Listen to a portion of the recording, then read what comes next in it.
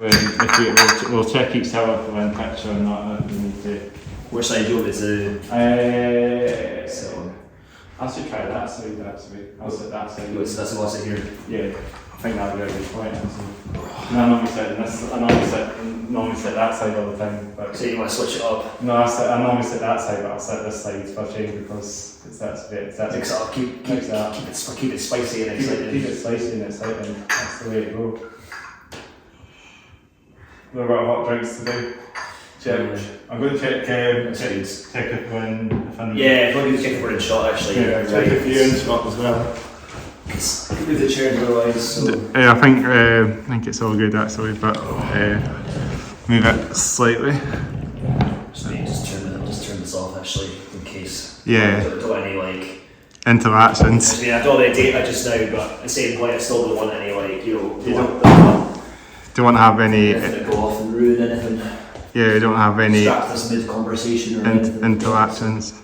Yeah, if it's over rolling now, cameras are on. I think you're in the picture. I think I'll be in the picture. You want to check if I'm in the picture as well? Yeah, I can check. This can check. Just get it rolling. It should be fine. I should be in. Am I all good? Yeah, you're in definitely. Yeah, that's looking good now. That's looking good, and you were in perfect as well. Yeah, that angle's grand. I think we're. That's a good angle, is it? No, this is what we do. We set an angle like this. We've got the paint on today. This is a backshot today. There's paintings up there. It's an art gallery. It's used as an art gallery during the days when it's not getting used as a podcast. I don't know why you see this for a podcast. It's a part-time podcast place, part-time art gallery. Part-time meeting room as well, so people can just meet like there's a quiet space, not interrupt. I see there's a meeting in progress sign. Yeah. Keep it at the door. It makes it very official. So we are in the meeting, I guess. So we don't get any interruptions between our conversations, you know. So I think we're just about ready. We've got hot drinks, check. This tea's really good actually. Tea, you got tea, I got hot chocolate. So hot drinks, check. Lights on, check. Hair down, check. Cameras on, check. Hats off, hair down. So yeah, that's the way to go. Hats off. But no one's done that. No one's done the hats off. No one's like, oh no. No, some of them are not bothered. No one's done that. Yeah, like I think I saw the start. I saw the start of one where you basically like take your hat off and went, oh, your hair. That's the hats off hair down podcast. That'd be a great way to do it actually now. Hats off on doing the podcast.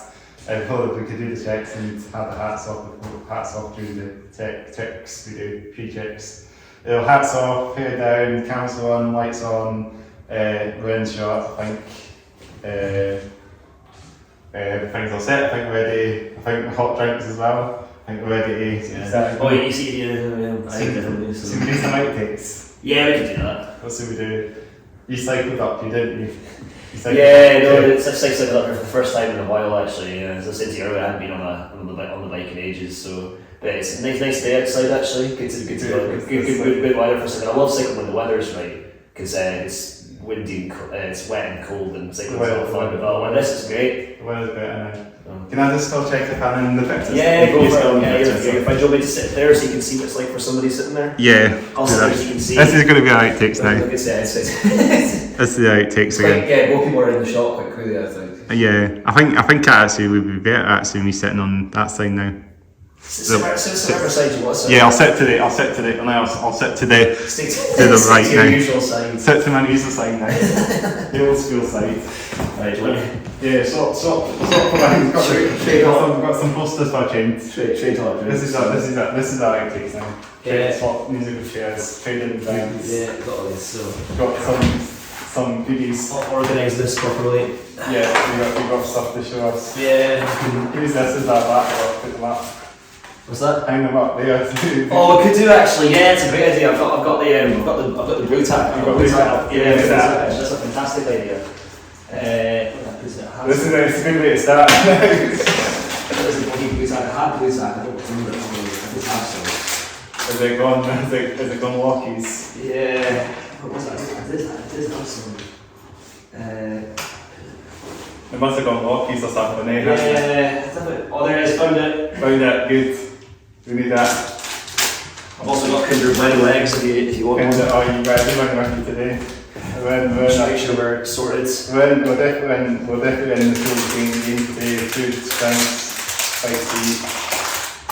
Not like normally we just go on, we don't even get any drinks or any sweeties or any. So what's important to stay hydrated. It's just a bit early for Easter, but the time this podcast was it might be Easter time, you never know.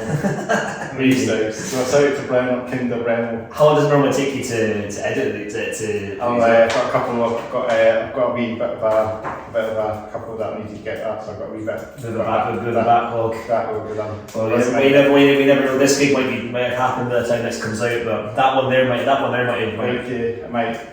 That one's the 16th of March, so. 16th of March. So. But you know, this one's next Saturday. Might go into it. Well, it's good to shout all the bands and the artists if not, you know what I mean. Yeah.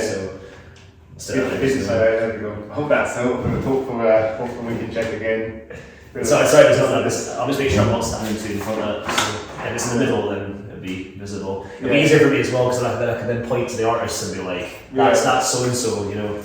So help yourself to these and if you want to. This is my lunch stuff, guys. Did you not have lunch before you came in? Not really actually. I had a big breakfast of like two bagels and it was just two bagels, so that's gonna keep me going. I think. He cycled with you as well, so that's.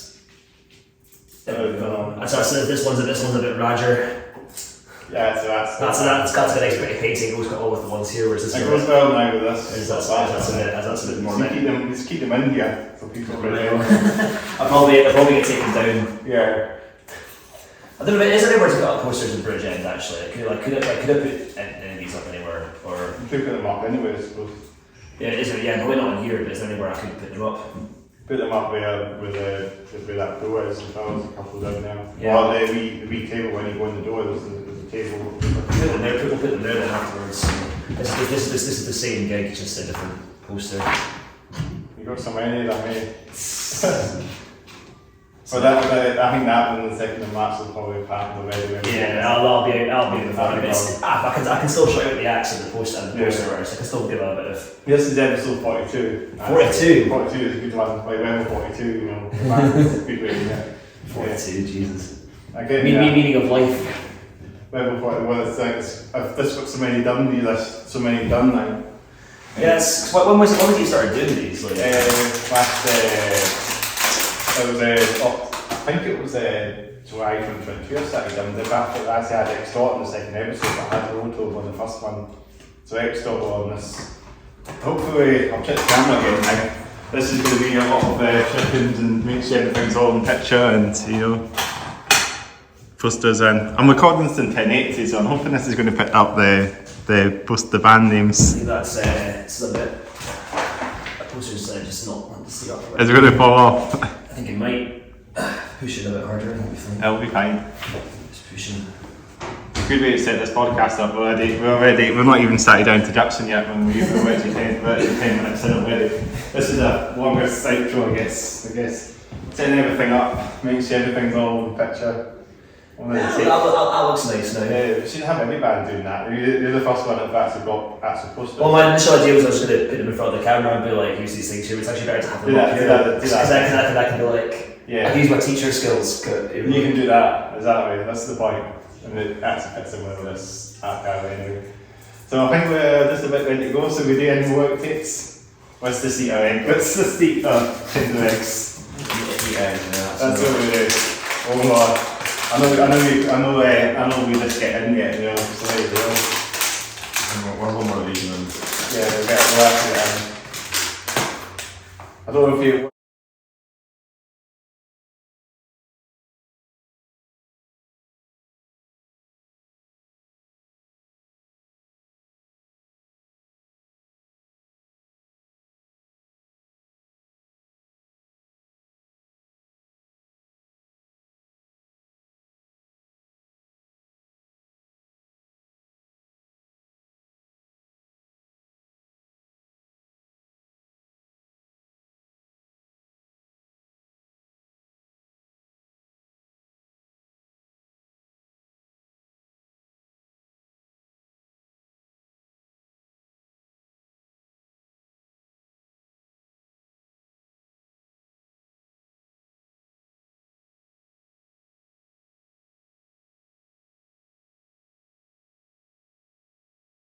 We picture, we ran, we That's what most folk do. Some folk call me Stuart and stuff. I think most folk for the gig stuff, most folk know me as Stu. So. It depends on who it is. Because some of my pals call me Stuart, and like on my and everything. My dad does as well. So it just depends. I think on my gran. I think it just depends on who it is. Because some people I've met and that's Stuart, so they can call you the full name. And some people sometimes give them the option, and some folk could just gravitate towards one or the other, or other folk. I call Chris for sure. I'm Chris obviously, but I don't know if I'll be mentioning my full name, but I like to be called Chris. But yeah, I've always just known you as Chris. I've never thought that's a Christopher. You know? Yeah, that's my full name actually, but I like to be called Chris because I feel it's a more like a grown up name in my opinion. I feel like it's a good name to stay because it's kind of Christopher feels like I'm more. Small. If you hear Christopher, you think you're in trouble or something. Yeah, so I feel like it's a name that's a bit more. You hear Christopher, you're like, oh god, what have I done? It's like the lessons that I hear, it's like I hear the name that gets me is I've heard of Christopher you mentioned and I just went to freeze, I played to freeze and it's me or something. Yeah, it's something funny with folk, it's a bit of a panic game, isn't it? Yeah, because like, because maybe I'm Stuart all the time, but like, I mean, somebody to call me Stuart, it's quite funny, but if you hear like, say like, I don't know, my mum or something calls me Stuart, I'm like, oh god, I must have been, yeah. Must have done something, or if my partner calls me Stuart, sometimes when we're being really serious about something, or she's had enough of my nonsense, she says like, Stuart, and I'm like, okay, right. now we're being serious, so. Stuart Weddle or something. And sometimes pals do that as well, it's like, it's one of these things, but not always, some people generally just call me that, so it's. Yeah, Stuart Weddle or something would be a name. But I don't know, Stuart feels screw up, like it's not like it's Christopher, if Stuart feels like, Stuart's probably. Because some people are just, some people are Stuarts. People call themselves Alan or Alan. Yeah, because my friend Stuart, who interviewed me like yesterday, he's Stuart as well, but he doesn't go by Stu. And he's like, when you just look at me, like that's not a Stu. Like there's no he's just such a Stuart. You know what I mean? Whereas you look at me, like I can pass for both, I think. But he's like a Stuart. There's like no way, It's like looking at you, I'm like, he's not a Christopher, he's a Chris, Yeah, that's what I'm known as pretty much. So most people like. Or like, was it you or like or is it Daniel as well? Like some people go by Danny, but he's not a Danny. He's like Daniel. He's clearly a Daniel. So to Daniel as well. Yeah. So, sugar. That's like it. Daniel Kowalski, is that how he says his name? Yeah. He's been on the podcast. I had him on my podcast. Get that up. Yeah, put some more on, because that's never going to fall if I don't put some more on. That's a good answer. That's a good outtake, actually. This is good, yeah. It's like a good outtake. We're going to be something close as like halfway through this podcast. Yeah. That's a good outtake, that. I'll sort this one out and you sort that one out. I think these two are actually put on better. This one's struggling because it's bent. Whereas these ones are straight, so they're fine, whereas that one's a bit. That's. Posters, I mean posters. Posters are just, could you get fully up a lot, don't they? Yeah, I guess we'll go on lunch to my bag for a wee bit or something, that's the thing. And there's this thing we do. But the ink's run on this poster or something when they printed it, so like this bit down here is not meant to be there. Like, but it's fine because it actually looks like it's part of it. Yeah, actually it's offensive. But it's not meant to be there. I see what you mean, but Daniel Kukowski, shout out to Daniel Kukowski, he's been on the podcast. We did that back in episode 9, I think it was. We just recorded that one in my place, came up with mine because he just got a motorbike and that, and he can bike his way up. You've got a pretty cool cloth riding a motorbike, so. Yeah, he's got a cruiser, he's old school cruiser, he likes his classic bikes, he doesn't like his sports bikes. Yeah, I think some people can't pull off riding bikes. Like Daniel's one of these people. My friend Rob's the same. Just you've got to be quite cool to pull off. I would just look like a fanny if I rode, or an idiot if I rode a bike. I can't pull off. I'm a cyclist, but I can't pull off a motorbike. I'm not cool enough to pull. But you don't have to put all your weathers on and all your cruiser bikes. You're just dressing up as you are. You've got your jeans, you've got your boots, you've got your leather jackets. Yeah, there's a certain look. Only certain people can pull it off. There's a certain look. And it's a bit more metal as well. Judas Priest in that, I was breaking the law-esque, so. Hellbent for Wells. Well, no, Hellbent, that's the one. It's not a video with the riding on the bike, or no, you done that on the bus stop. You know, he's on stage. You did that on stage at bus stop. He brought Halford riding on the big motorbike. He brought his Harley Davidson sort of jumping around. Judas Priest are class, very cheesy, but very class. They're actually class. I saw them at bus stop in 2018, that was the first time I saw them. Was that after KK Down left, or? Did he? I think he actually appeared. Because I know he left at one point. Yeah. I can't remember when he left though. Like, I don't remember that. I think it might have been around that time. They had a younger guitarist. Yeah, so he left at that point. Then. Probably, Richie Faulkner, who's played with Lauren Harris, who's Iron Maiden's Steve Harris's daughter. Really? So yeah, I don't really know her stuff that well, but I know that. But when he was in this as a guitarist, I looked it up, and then he used to play in her band. So yeah, that's there you go. So it's all connected. It's all small world, isn't it? You think about all these bands have got big connections, small connections to each other, don't they? It's true. So I think we're just ready to start. That's definitely enough outtakes. Definitely enough of that. So let's get ourselves actually crap into it now, crap into it, and then introduce ourselves to the episode now. Let's do that. Let's do it. So we do it together. How do we should do a clap? Should we do it together, or should we do it one by one, or should we do a something like that? Because I did it. I know Cat of Symphony did a bit of musical clap. I don't know how I could do it when we do it like that. What's best? I think it's like like something musical rhythm clap or something, but I don't know. I think I'll just go for my just general big clap that I normally do. So I think we're ready to start then.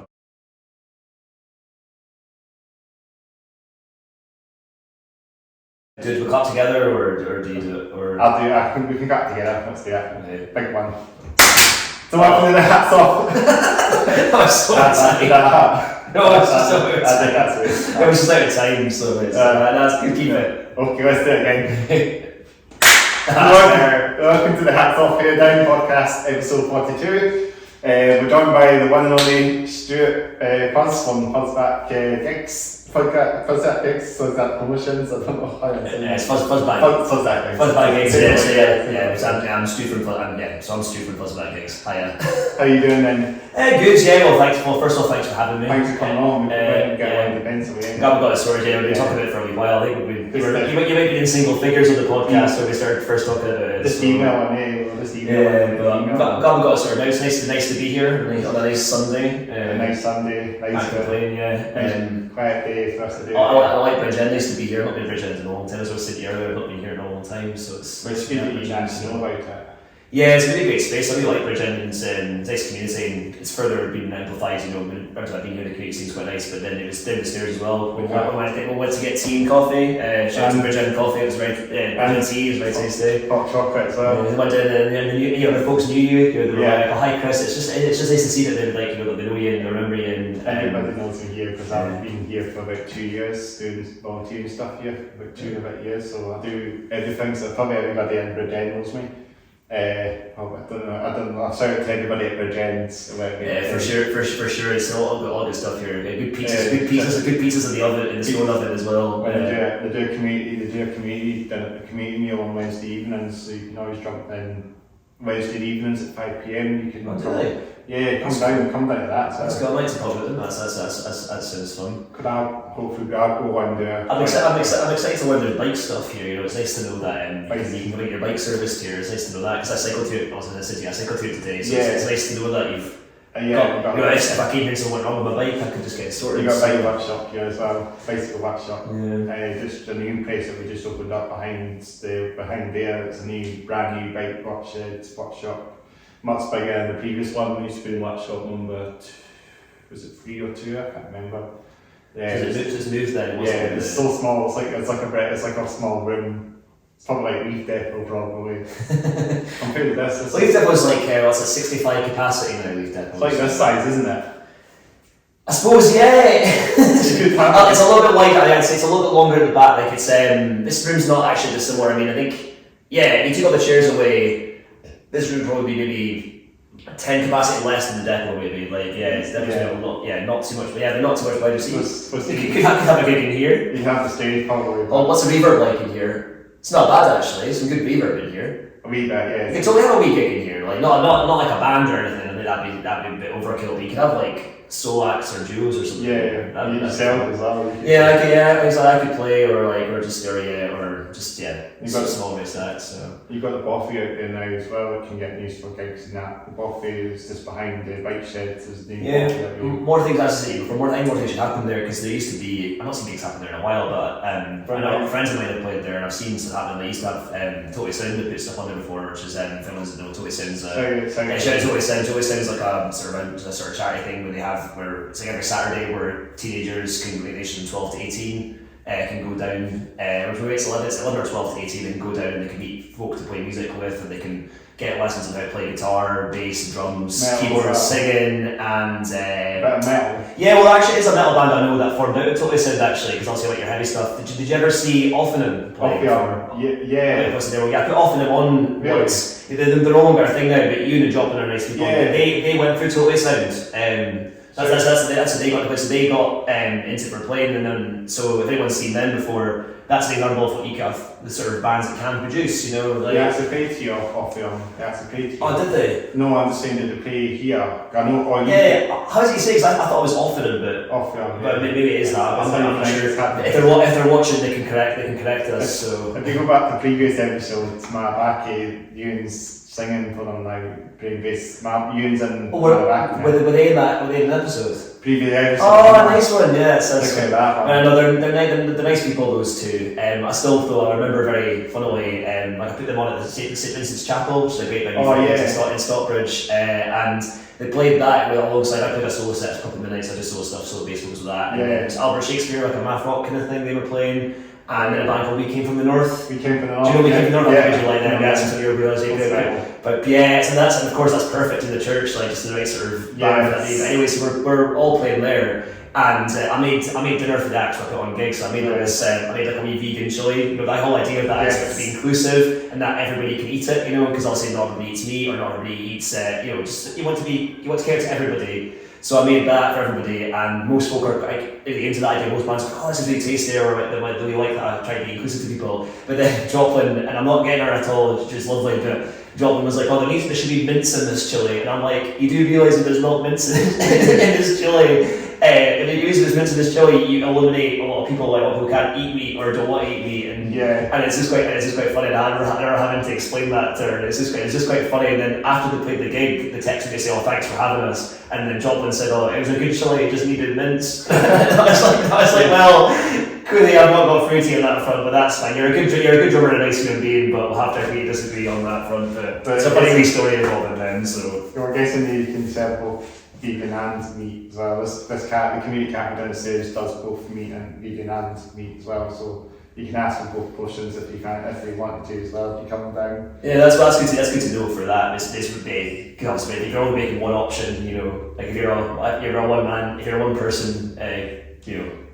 Yes, where you can't really, you know, if you're a cafe, you have all these options, but it has to be for everybody. You can have plenty of options there. You can have plenty of options to just get, you know, there's so many, and I mean, vegan and meat and community cafes always good to use. It's a lot easier to be a vegan now than it used to be. There's a lot more cafes that do it and stuff. Edinburgh's not quite as good as Glasgow for it, I don't think, though. Like, I think Edinburgh's got vegan places, there's Henderson's and there's here, and there's plenty of versions to do it. But the Auld Hoose do it as well. Which one? The Auld Hoose, I think. They do good vegan naturals actually. Shout to the Auld Hoose. Likewise, I really like Auld Hoose. I've not been there in a while. I need to pop down. Me and my friend Joanne go there for like food lunch there. Did it not used to be quite a metal? It's changed a bit now. Did it not used to be quite a metal place, and then it got done up a bit and it's less metal now? Because I remember you go in and you'd hear lots of like. Well, not just metal, you hear lots of like heavy, noisy stuff in there, like from the jukebox. Like you hear like McCluskey, a band I really like. You hear like McCluskey on there. And Kennedys. Well, Kennedys was brilliant. Machine Head. Blackening is superb. Yeah, that's the best Machine Head album. Fight me if anyone disagrees. Burn My Eyes is good as well, but Blackening is they've never been as good as the Blackening ever. And Dead Kennedys, and it's the first album, Fresh with Raw and Vegetables. That's another classic. The Peace Truck on it as well. Is that the one? I think was Peace Truck on that one, or is that a little later? I can't remember. I'm basic with Dead Kennedys. I really like Holiday in, you know, like California Borealis. I particularly like the redone version that they did with that Jill Baffert did with the Melvins. California with Borales when I came. It's an updated one about Arnold Schwarzenegger rather than Jerry Brown. It's not the Gangsters initially, and it's still quite relevant. He changes lyrics to mention that and everything because it's honestly you think it's still ridiculous that Arnold Schwarzenegger became a governor of California. Like what the hell was going on there? He's like the governor. What the fuck? Yeah, what's going on? I don't know if I can swear on the podcast or not, but it's fine. It'll be fine. I'll do what the flip. There you go. What the flip. There's an outtake. There's a way of editing it. So, what the flip? I can't believe he became a governor. I don't know what that was about. And then he's trying to keep it clean. I forget something in the time. We always talk about else, don't we? That's what it's about. It's all about that. I'm going to just double check the recording again. Sorry, this is every time on the podcast I update you, make sure everything's all rolling. Yeah, it's all good. Is it all good? Yes, we are all good. So rolling. And we're eating these Kinder eggs that I bought from work on Friday. They're really good, like Kinder Bueno eggs. So but LVs, as you say, they don't need a shout out because they're a massive company and whatever. But they are tasty. So that poster's going again. Which is here we go again. It's going to be fun. This. I'm happy doing it. Just that. These two haven't moved at all. Yeah, it's always that one. So we just keep the conversation flowing, sort of thing. I'm just trying to think what else. We talked about Bridgend there a second ago about the coffee and community cafe, but they do a walking group as well. Wednesday mornings at 10 AM. So you can always. Does that run through the summer and stuff as well?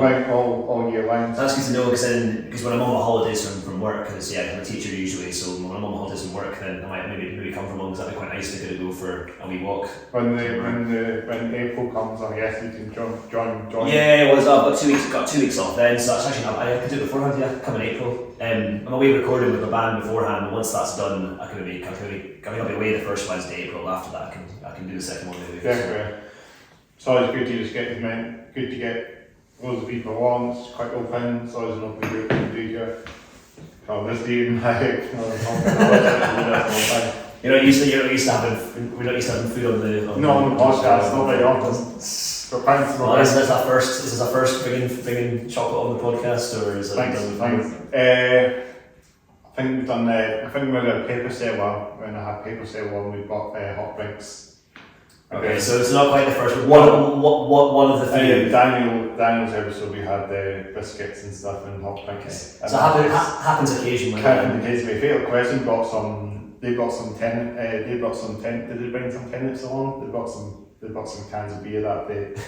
That's a very different kind of that's a very different kind of interview. Like here's me being like a wholesome hippie and like, let's have tea and chocolate and then sat in some alternative beers. That's like a very different thing. I mean, I like a beer too, do it all, but it's a very different interview if you're drinking that, isn't it? So thrash metal, they like to get themselves wasted. That makes sense. Thrash metal's quite it's quite party style music in some ways, isn't it? Thrash, like not always, but it can be. Definitely. It's making me just think now of V&D, so shout out to V&D who are they've been on the podcast. They're good friends of mine. Brendan, Jenny, Mike, and Pete. They're all lovely. I really like those guys. I've not seen them in a while actually, so they're watching. Let's hang out.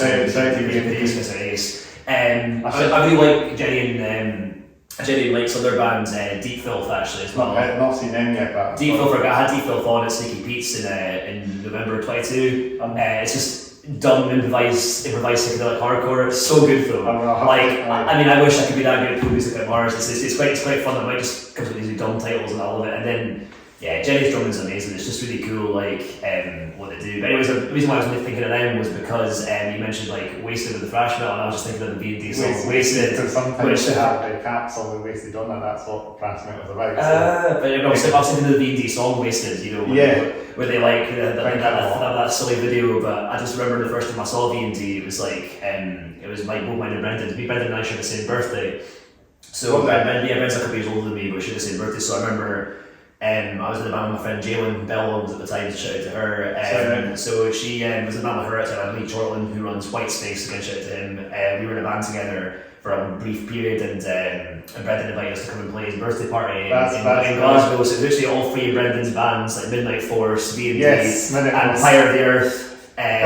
Fire Earth, I don't know what's going on with them, but I'd like to see more of them again. So if they're watching, please play again. So those 3 bands were playing, and we were called Colour Water, very brief band that existed. So we played which played like 1.5 gigs, played it once on the 1 gig, we played a full set then. Anyway, so we played, and I hadn't seen any of Brendan's bands before, and I remember I remember V&D played that song Wasted, and you're like, I'm like, this is dumb, but dumb in a fun way that I really like. So it was like it was a good tune. But I think their best one's Accidental Goes, or what's it called? It's what's that one? The one that goes, I love having no time with it feels great. And what's that song called again? The one they do in the garden, the one that they filmed before the uniforms on, and the one on the bus. I can't remember what that one's again. That was Olympic Gold and Mental Gymnastics. That's my favourite one. That one's really good fun. That's a really like relatable song and. Yeah, it's not a heavy song, but it's more. I think it's really I like it's quite bouncy. They do it absolutely. So they do it on some of the videos. I just remember seeing them. They were cool. Got to know them, I think, because of that song. It's a good video as well. So. I think giving on mention to Pete Bueno, because Pete Bueno, we first met he came to my school to visit, because his mum is actually a teacher as well. Oh yeah, because they were there from Edinburgh, aren't they? He used to live in Edinburgh. I think they live in Glasgow now, don't they? Yeah, they're based there, but I know the Wordicks' parents were but they certainly lived here, like when they were growing up. I used to go to the same school with Pete's mum. Well, Pete's mum was teaching. That's amazing. Yeah. Does she still teach there? Or? No, I think she's retired now. So basically, I worked there for what? Was that Liberton? Or no, where'd you go? Kings, it was. Kings, alright, because it's just the West London University. Yeah, that was 10 years ago I left there, but I sort of met Pete something more west towards the end of the last few years. And he was like an extra person to the school. I felt like he was like the right person to be there, because I don't think anyone was really into heavy metal or music as much as I was in my school. So it was nice to meet somebody else who was into heavy music and that. One of the things is sort of person that we can just get on and relate with, that's the thing. They're all four of them are a nice bunch of people, so you're nice too, so it makes sense that you get on with everybody in my school was nice. All the teachers and Kanes are all nice. I miss the school so much now. I was trying to do a wee visit a couple of years after I left. Just wanted to see. You could go and see if there's any teenage bands forming there. You never know, there might be might be a cool band forming there, you never know. I mean, most bands when they're teenagers kind of, let's be honest, they suck, They're not popular. A lot of bands when you're a teenager, you're figuring all that stuff out. So I mean, it's very rare. I mean, some people's high school bands are good, but they evolve into being good bands. But often in high school, your band is pretty terrible. To be quite honest, but it's all part of it. I mean, I was in a terrible high school band. It's all part. It's all part of growing up. You've got to kind of. But there are exceptions though. Like for instance, the Slint guys were quite young. I don't know if they formed in high school, but they were like, I don't know, late teens, early 20s when they recorded Spiderland, and they were like amazing. And some bands do form out of there and kind of go on to get better. And there'll probably be examples where it does work, but yeah. There's so many bands you get out there, big things like Farmhouse and Bridgend, stuff like that. And talking about like bigger bands like I think Alien Weaponry was a band that started in high school, and Code Orange. Code Orange, it was Kurt, what's his name, Balu from Converge produced them, didn't he? He was I don't remember that one unfortunately, but he produced one of their albums, I think. Converge are really cool. Converge, I like Converge a lot. Code Orange Kids they were called when they started, I think, I don't really know much Code Orange. I'll need to check them out though at some point. They have cool stuff. But I'll get them on. They're insane, they're absolutely insane. I've seen so many videos on YouTube, and they're doing these like circle pits, moss pits, and insane moss pits. They're just like non-stop. And they're just insane live. I mean, there's a video I think somewhere on YouTube. There's a couple of videos live somewhere on YouTube. They look so DIY as well. Code Orange, the music, it sounds more like DIY music than like you'd think it would be signed to a record label, because the way they got all this set, they've got some electronic bits in some of their songs. So they stayed true to what they were doing. Yeah, I think since they started taking off, I mean. The singer, the drummer used to be a singer in the band, and then he swapped he he also decided just to be a wee vocalist. This is CODON's obviously. So he left the drums and he came vocalist, and I think they got another drummer. I think they got Matt Portnoy on drums now. Oh, that's Mike Portnoy's Portnoy's son. That's his son. Yeah, So there you go. got him in blood, and obviously. So was Mike Portnoy, he joined Dream Theater recently, didn't he? Yeah, I heard I saw that you joined. The dime bag of drums. That's it? The dime bag of drums, because it looks like dime bag, isn't it? I did my Daryl. Yeah. No, I think you would. I like Pantera. Pantera are cool. Dream Theater, I've heard a couple songs. I like what I've heard, but I don't know. I've not really gotten probably into them. Probably like it's really not. I don't know if it's really my thing necessarily. But Pantera though, like that's quality. You can't, if you want to listen to some good groove metal, you can't really go better than Pantera. Really. So that's. But it's funny, like their transition, because they were like hair metal punk. It's very funny what they sounded like. It was Diamond Daryl. And then the transformation between what they were doing that to then like becoming, obviously, I guess, come up with a new style of metal was pretty like insane. Like, and that's what put them on the map pretty much in 1990 when Cowboys and Hell. As well as David Daryl being good, Rex Brown's a really cool bassist. Actually, I think like he's got really good groove in his playing and stuff. Like, maybe I'm biased to bass for myself, but I think Rex Brown's quite a cool bassist. So kind of gives a nice kind of backs up the guitar riffs nicely and gives a kind of good groove to it, you know. Yeah, and obviously when you've been down bag being such a great guitarist, obviously.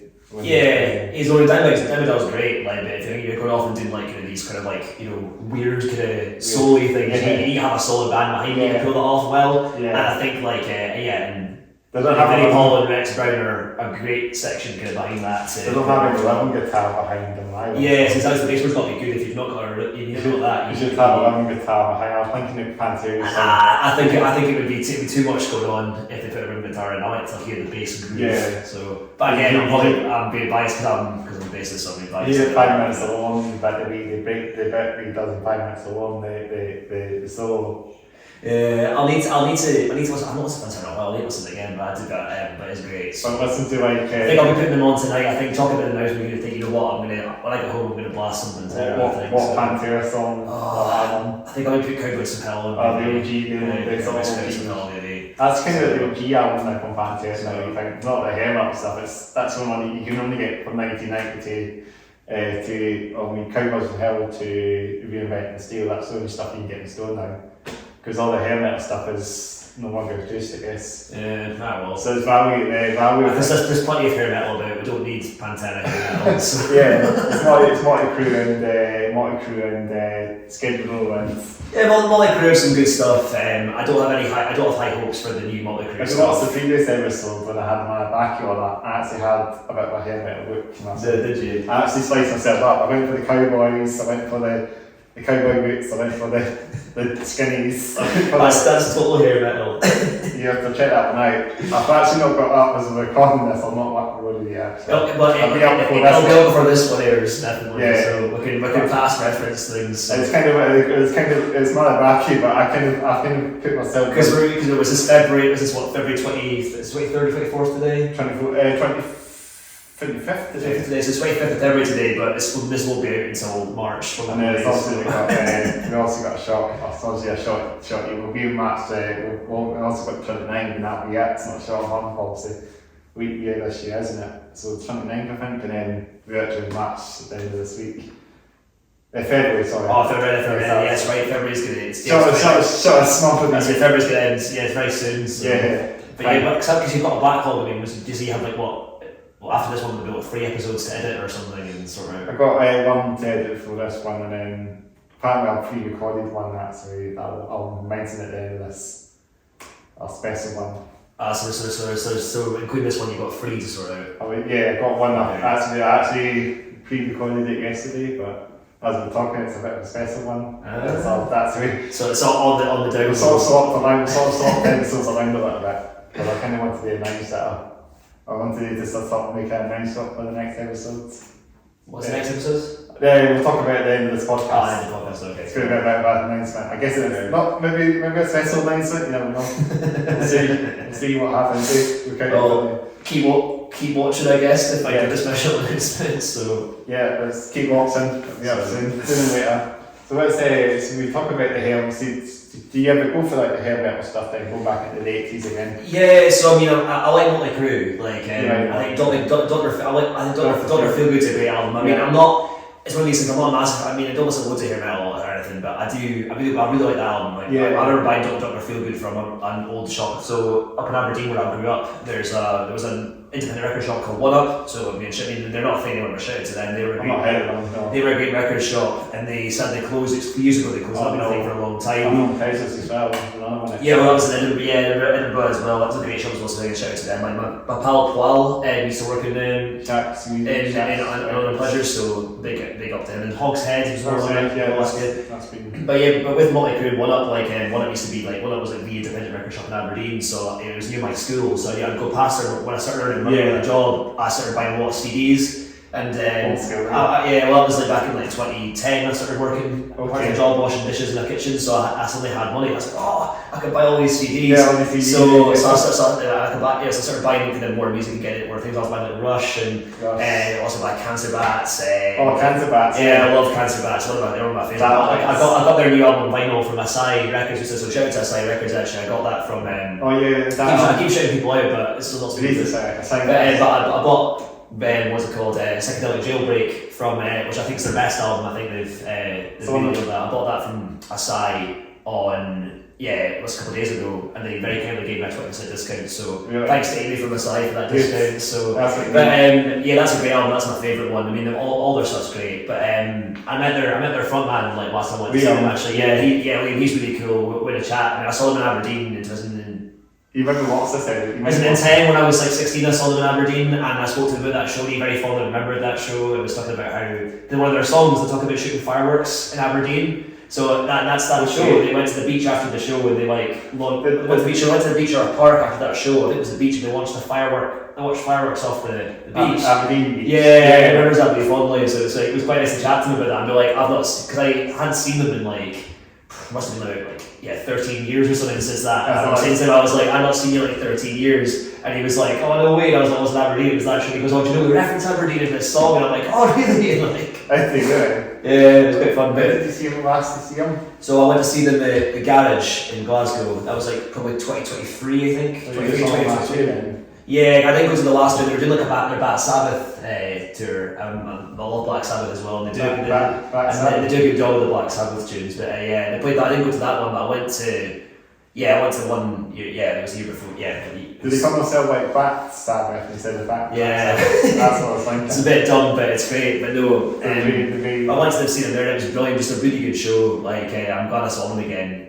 Both times I've seen them have been great because I saw them in Cafe Drummond's up in Aberdeen, like a really small. Cafe Drummond's is probably not much bigger than the Depot actually. Yeah, there's a tiny one. I saw them there with a French band called Veracruz. Sorry for them. Veracruz are great. Like other sort of thing where they're great, but they're like just noisy hardcore stuff, and they didn't know much English. It didn't seem like they knew much English, but they knew Circle Pit. They knew Circle Pit. They knew Circle Pit. They were like Circle Pit. And they done that. Yeah, people were getting into it. It was quite cool. They're cool. So yeah, big up to them. But no, I was talking about Motley Crue, and we were asking about the hair metal, so Motley Crue, so yeah, I remember buying Dr. Feelgood. That's the only album there's like, I mean, I like some of their other stuff, but that's the one, I'm going to also Motley Crue, that's the one I'll stick on. It's so good, Dr. Feelgood, kicks at my heart, it's cheesy as fuck, cheesy as anything. Yeah. It's not for everybody, but I really like that album. It's dumb, and it's very of its time, it's very, I came out in 1990. But it's very 80s-y. It's never Can I came out? Yeah, I know a lot of the lyrics are kind of quite, or 89 maybe, 89 or 90. But it's one of these things. It's really cheesy, but I think it's great. Yeah, and it's kind of like before the hair metal thought. Yeah, the lyrics are a bit. You can argue with some of the lyrics are a bit. You can really just sing about that stuff now. It's a bit you can feel a bit. You hear some of that, but at the same point, it's just great hair metal tunes. Mick Mars is an amazing guitar player. It's I think the reason why they were good was because Nick was a good songwriter, and then Mick Mars is a great guitar player. And I think now, I don't have high hopes what their new stuff's going to be like at all. It's not the one they reformed the reunion. They're doing a reunion again, aren't they? There's only 5 of them now. I don't know. Mick Mars plays when Mick Mars plays a guitar, it sounds like a booming like fire engine or something. It's just like no one else can get that kind of vibe. You know, he's like really cool. That's so like the Kickstart My Hat sort of introduction, like the that's my favourite Motley Crue song. Yeah, it's about Nicky had like a I remember that's what happened. Yeah, he was passed out or something, and then must be the reason why they wrote the song for his heart stopped. Have you watched The Dirt at all? Yeah. I didn't watch that. Is it I don't want to give you any spoilers on it. Is it any good? Yeah, it's pretty good. But I won't give you any spoilers on that. I think Machine Gun Kelly's crazy in it, isn't he? He's Tommy Lee in it. Yeah, I think so. Yeah, that's the only thing I know about it. But me and Danny watched that. I guess maybe mine's or his. Daniel. Me and Daniel watched films together. Me and Daniel crashed at each other's places, and we just watched films. Like we watched Lords of Chaos. We watched. Oh, that's the one about Mayhem. What's that about? Is that one any good or? Yeah, it's about it's probably worth watching it as well. Maybe potentially. What do you think? What song is it? Lords of Chaos. You can probably watch that. Yeah, one of the Culkins is in that, isn't it? It's got a young Culkin in it, doesn't it? I think so. I don't remember the actors, but I know the film was obviously based in Mayhem story. I guess, and it's about. We need to give it a look. Yeah, it's it's about the fun the chaps who's done and stuff and that. That's what they do. But it's an insane band, Mayhem. What they did, band. I mean, not the best in Foxtrot, but yeah. We watched the Sounds of Metal as well. It's another film we watched. Which one's Sounds of Metal? It's the guy that's drummer and he goes deaf. Oh right, okay. And we watched a bit of this film's that way to metal films. He likes his old school new album stuff, like old school metal. Daniel, give a shout out to Daniel because you'll actually see this episode. Hi Daniel. You're doing okay. Hopefully you're still going well as well. Yeah. I haven't seen Daniel in a while actually. Yeah, he comes into some of the shows. I think the last one I saw him at was probably the last one I saw you at actually. Yeah, because he was coming along and we just decided to go together. The Beef Depot. Yeah, it was the Depot. So that was Fuzz Fest. The Depot. Yeah, we had a couple of bands. We had Codo, yeah. Yeah, shout out to him as well. Yeah, Codo's a really good friend. Connor Codo's a really good friend of mine, and he wears the hat. He wears the cap. He wears a mask with his face with his band. Yeah, Connor Codo's amazing. Yeah, he was called the Tesla coils. Yeah, I love the Tesla coils. They were like so cool. Like I put on the Tesla coils because that's how I met Connor. So. Like he's a really good friend of mine now, and we play a bunch of shows together, like a band shows together, and friends of mine, like my pals Kieran and Fee, big shit to them. Kieran and Fee are in a band with him actually now. They're in the cryptids with him, so sorry, you're basically still in the there. So that's really interesting, eh? It's good. Me and Connor went to a wrestling show together as well. Me and Connor went to a wrestling show. Oh, did you? Yeah, so he's big into wrestling, so yeah. But me and him go for walks as well. Oh, nice one. Yeah, if we can. Oh, I didn't realise you guys. That's such a small world. We should try and do like a big massive walk. Yeah, let's all meet up together. I'd love that. That'd be yeah, nice. There's some nice. Connor said, Connor, if you're watching this, let's all meet up for a walk. Let's go. Fuzzback walking. Fuzzback cryptids here down walk. Yeah, Fuzzback walks. Fuzzback. That's even another name for that.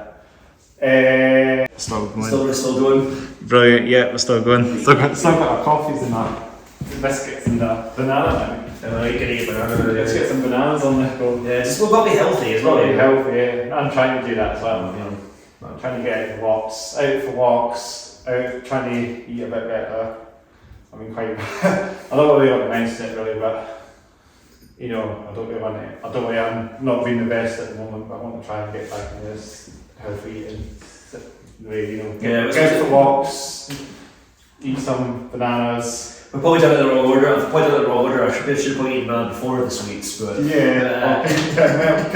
should have melted the Kinders and put them in the banana. Oh, that'd be good. Yeah. Could have done that. A Mars bar melted banana. I used to do this when I was a teenager. I went to scouts and stuff. And we used to put Mars bars and melt bananas and melt them on like a campfire. That's what I love. That. It's fucking sick. It's so sick. I've never done it. I think it'd be worth trying it out now. You're making one today. I think I've got bananas. I think I'm on my way home. I I got my way home, I'm going to buy a Morris bar, I'm going to knock that on my way away. Try it next time or something, eh? Yeah, it's not bad. We should have just a sweet bit, should we? Yeah, just done ourselves like that. Are we still, are we still in picture still? So, You can check, that's all good. it's so bad, I mean, I keep doing this all the time. Aye. You're all good, dude. This is, it's still good. We'll edit all this, it's still on this side. What time did we start recording this? Yeah, we started about, I think we started about 3, but we can go on for a long time. We keep going, but... Yeah, it's just fine. I was just curious. Yeah, they don't mind, anyway. So we go for a T-shirt question now, probably not. Yeah. Let's do that. Let's go through that. Let's go for that. So we start with yourself, or? Yeah, I'll go first. Let's go for the top, right to the top, as in the hair. You look like you're from Nirvana, don't you? I'm a massive Nirvana fan. I see that. I love Nirvana. It's quite funny. So when I'm at school teaching, that's my day job. I'm a supply teacher. But when at school, the comparisons I get from people, not just from that, comparisons I get from kind of folks at school are Kurt Cobain and Jesus. So I'm kind of like a blonde Kurt Cobain Jesus in some ways. But it's more like Nirvana. Some kids think they're funny saying that, but I'm like, do you think you're the first person that said that? But no. When I was 14, I went to get a haircut at Barber's, and I remember the barber said, "Oh, you going for the Kurt Cobain look?" And then I guess. But anyways, I've been a big massive fan since I was 12. And I'm a total hipster, and I think In Utero was the best Nirvana album. And a lot of people be like Nevermind. And Nevermind's a classic. Nevermind's a classic. It's a great album. I really love Nevermind. But I just think In Utero is what Nirvana should sound like. It's like Nevermind's a great album, great songs on it. But I think In Utero is like it's much. I don't know. I'm gonna sound like a total like hipster, or I'm gonna sound like a total like. I don't know, I'm going to it's a little hipster here if I say this, but like, I don't know, I feel like the raw production on it. But no, I do. It's just, I think it's just Steel Media did a good job recording it. I really like his stuff as well, like Shellac as well, and he did a good job with recording the Pixies in their first album, who I really like as well. But that In Utero album is awesome. It's really cool. It's just everything, like start to finish. That's one of my favorite albums, start to finish. I love In Utero so much. Like, the bass and the drums just rumble, the guitars are all weird and noisy, and Combination's like yelling and. It's so good. What's the one on it? Tourette's is great. From the Unit Shifter, Milk It, there's cool drums on that. It's just a great album. Grunge is always a thing as well. They are the best Grunge band. I think if you want to look at more experimental stuff, I think the Melvins are probably the best one out of that scene, maybe in some ways. But in terms of actually, I guess that sort of thing, it's always Nirvana and Soundgarden and Alice in Chains being like the big. We've got Mudhoney as well. We basically did mention Mudhoney, so no. Mudhoney are really cool. They've got a song called Touch Again. Pumpkins as well. Yeah, I guess they kind of evolved past. They were kind of grunge to begin with. I think they're kind of better when they go out with the grunge stuff. They kind of became a bit different. And anyways, they were saying so that's another. We were talking about t-shirts, weren't we? So we just talked about the look as well. So I guess I do have Kurt Cobain-ish hair. I suppose maybe that's a fair point. And it's always quite a good style as well. Just having an old school kind of old 90s look, grungy, even I'll talk about mine way after the hairstyle, but. Even my hair is quite 90s looking as well. Yeah, I suppose it is actually. Yeah. I got a compliment actually. Let's talk about the t-shirt. You've got nice hair, man. I like the waves in your hair. It's nice. I got told by someone that looked like Chris Cornell. Yeah, you do actually.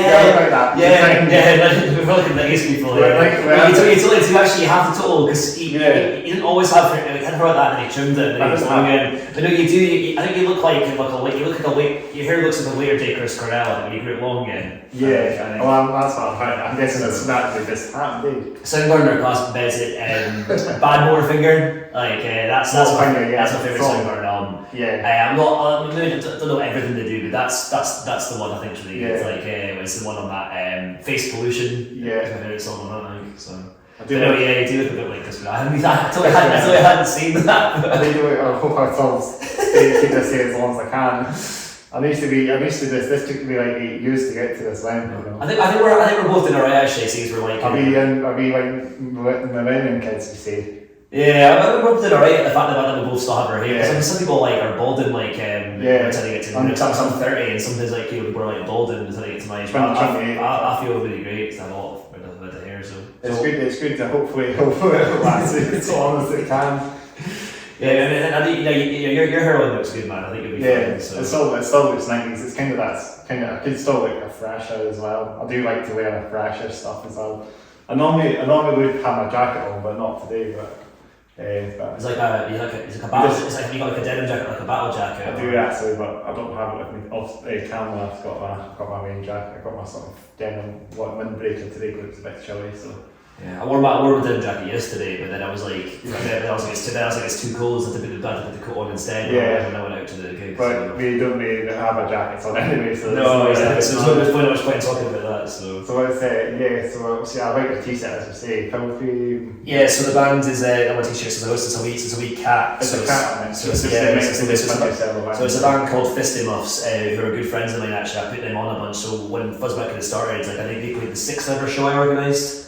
Back in like April 2018, so it's a big shout out to them. That was in the depot as well. I never shout out the depot, but like big up the depot and then. So and then my friend Suki, who's the guitarist of the band, she designed the t-shirt. So that's the brilliant t-shirt. It's really cool. So yeah, this is like a cool looking cat. Straight cat. So Fisty Muffs, anyone doesn't know, they're a really great band. They're like a kind of like a riot girl punk kind of band. Really good for see. You've not heard them questions. I don't like them, so I don't know if I know them. But they're great. So they sort of play riot girl punk kind of stuff, but they kind of do it with like their own kind of twist on it. So like it's like riot girl punks that in the vein of kind of like X-Ray Specs, Bikini Kill sort of vibe. I mean, but the guitar player Suki plays quite different. Suki's guitar playing is kind of quite whooshy. Like she just plays her.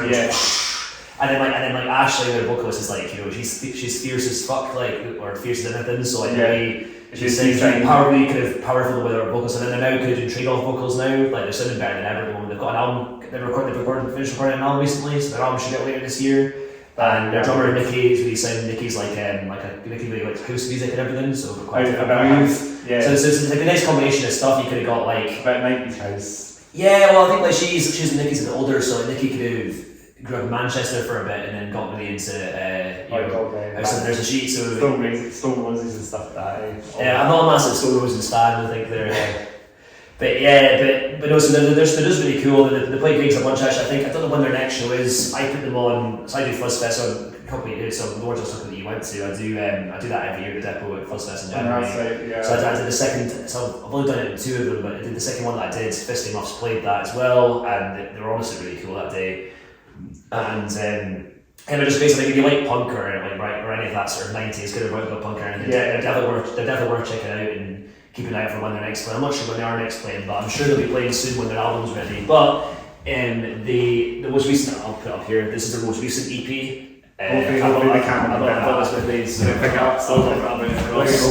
So this is their most recent EP. Called We Fight. It came out in like 2020. And my friend Deborah it's got all this lovely photos and stuff. That's very cool. My friend Deborah, I think this is all in Leith actually. My friend Deborah Mullins, big shout out to her. Deborah Mullins did all these lovely photos and stuff. So if you come down to gigs, you might have seen Deborah. Like Deborah takes photos of a lot of DIY shows and is very supportive of all that stuff. So, but that's the most recent one. But they've got their full album's coming out soon. So that's brilliant. So But yeah, and another thing I should mention too is that the t-shirts made by No Sweat. So who are like a company who are fighting against sweatshop kind of labour and everything. So t-shirts are made with like sort of unionised labourers, and then all the profits of the t-shirts go towards sort of fighting against sort of sweatshop and everything. So it's a grassroots campaign fighting against sweatshop stuff. It's a fundraiser thing.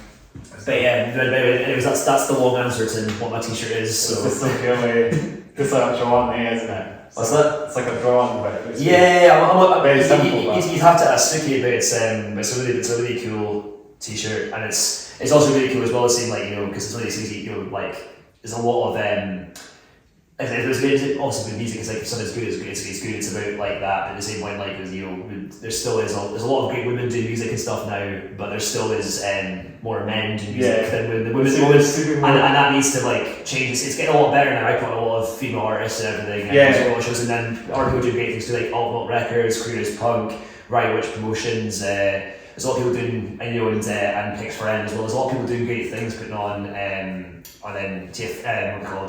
Taverge and good things too. And so are anyways, an OK Pal Records. A lot of great promoters putting on lots of before they play the music and stuff. But I think it still is an issue. I think particularly in like sort of really heavier sort of stuff. There's a lot more men doing it, and I think that needs to kind of changed, but it's getting a lot better, but I think there's still a lot of work that needs to be done there, so I think it's particularly good to have had to wear a female band's t-shirt actually to have talked about that, because there's, they're all women and they're all brilliant at what they do. There's such lovely people and they're just a great band, and obviously it's all DIY because they did the t-shirt themselves. Yeah, so I think it's actually really good actually. It's good to just shout them all out and stuff. Someone's got a white marker pen and just drawing that.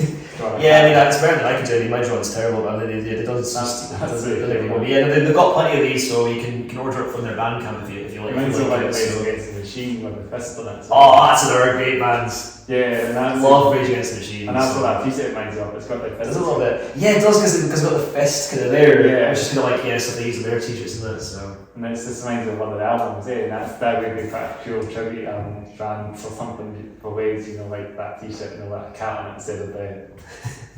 Yeah, you can make a Rage Against the Machine tribute album where DIY bands do a song each or something. So I learned a lot of their songs on bass when I was a teenager. It's such a good bass line on it as well. Which one, the general or? It's like I think Bills and Praise. Yeah, it's a good one. In fact, No the Enemies is a great song. That's a class. I really like the bass on that is. I like Freedom and Go With Your Heads. Go With the Heads are one I really like. Lots of bands cover lots of bands that are kind of seen live have covers coming the name of. That's the classic. That's the classic. It's a good tune, but they've got lots of better songs than that. So. Yeah, so I think the problem with that one is it's a good tune, but it's been overplayed. I think it's been overplayed too much. It's a good song, but they've got there's Girl on the Radio. That's a really good one. I think, or People of the Sun, or Revolver. Yeah, that's right. I can give you some deep Rage Against the Machine cuts. Yeah, like how Know Your Enemies is a great one. I think it's that is good. And do you know Enter Shikari at all? Yes, they did a cover of Know Your Enemy for Kerrang years ago. It was alright actually. So I don't know if I know that one, but it was alright. It was nothing. It's probably not. It's nothing. It wasn't nothing standard. But it was kind of fun. It was cool that they did it. So. I know that a band called Dale Nance did a cover of Smooth Criminal by Michael Jackson. Do you know that one? What was the cover? You know the band called Ewan Ant. Oh yeah, Smooth Criminal. By Michael Jackson. Ewan Ant are an example of kind of good fun dumb stuff. Like Ewan Ant are quite dumb. But they're like having a bit of fun. But they're good, yeah. I mean, I like they've got their song Movies. I mean, like Movies. That's the one I've heard as well. The bass player makes all the silly faces. He's like. That's an OG Crying song for you there. And that's an OG Crying song for you. Movies by Ewan Ant from that's very that's very of the 2000s. If you look at this video for that, it's so noise. It's like so noise, yeah. It's like that. It's like that. Oh my god, yeah, you look at them, they're so of their 90s, early 2000s time, you look at the videos for that, you're like, oh my god, that's so that time, yeah. I think the best band of that era is probably Linkin Park though. I think out of all those bands, Linkin Park were the best one. The first two albums were really good. More serious music by the new metal stuff. But I think, Slipknot were cool as well. The first two albums are great, and I think was the other one. Korn's first album. I'm not a massive Korn fan. I'm not even that fussed with their later material, but I really like their first album. Is that the self-titled album? Yeah, so that's what kicked it all off. New metal was everything in that album. That was the album that 98 kicked off new metal. 94 was it? 95? I can't remember.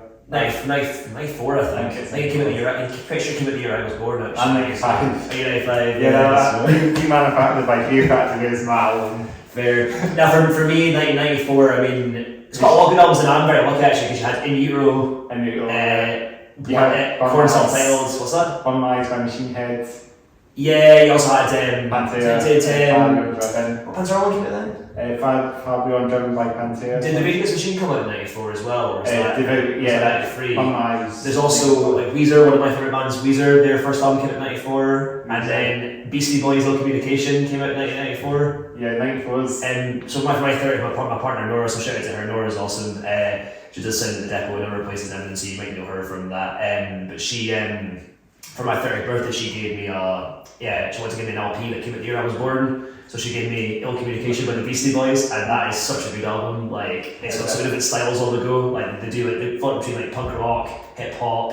They're going to go quite sound quality. It's like really cool. Like it's just a great album. Like, and I mean, if you've not heard that, everybody needs to hear that album. It's like it's the best thing they've done. I think it's just so good. Yeah. Like it's amazing how they just play everything. Obviously, the styles so well.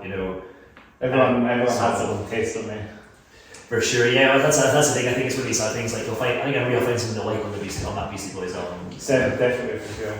And we're actually out of the rails a bit, aren't we? Yeah, we have. Well, I've done my t-shirt. We're going to talk about your t-shirt. I'm talking about it towards the bottom from the t-shirt. Now we go to the top to the bottom, right to the bottom of the shoes. Oh, my shoes, yeah. So I'm talking about the jeans as well. Oh, my jeans, so these are just often a bit covered in mud from that walk I went through. These are just like I like black jeans. Yeah, slim fit black jeans.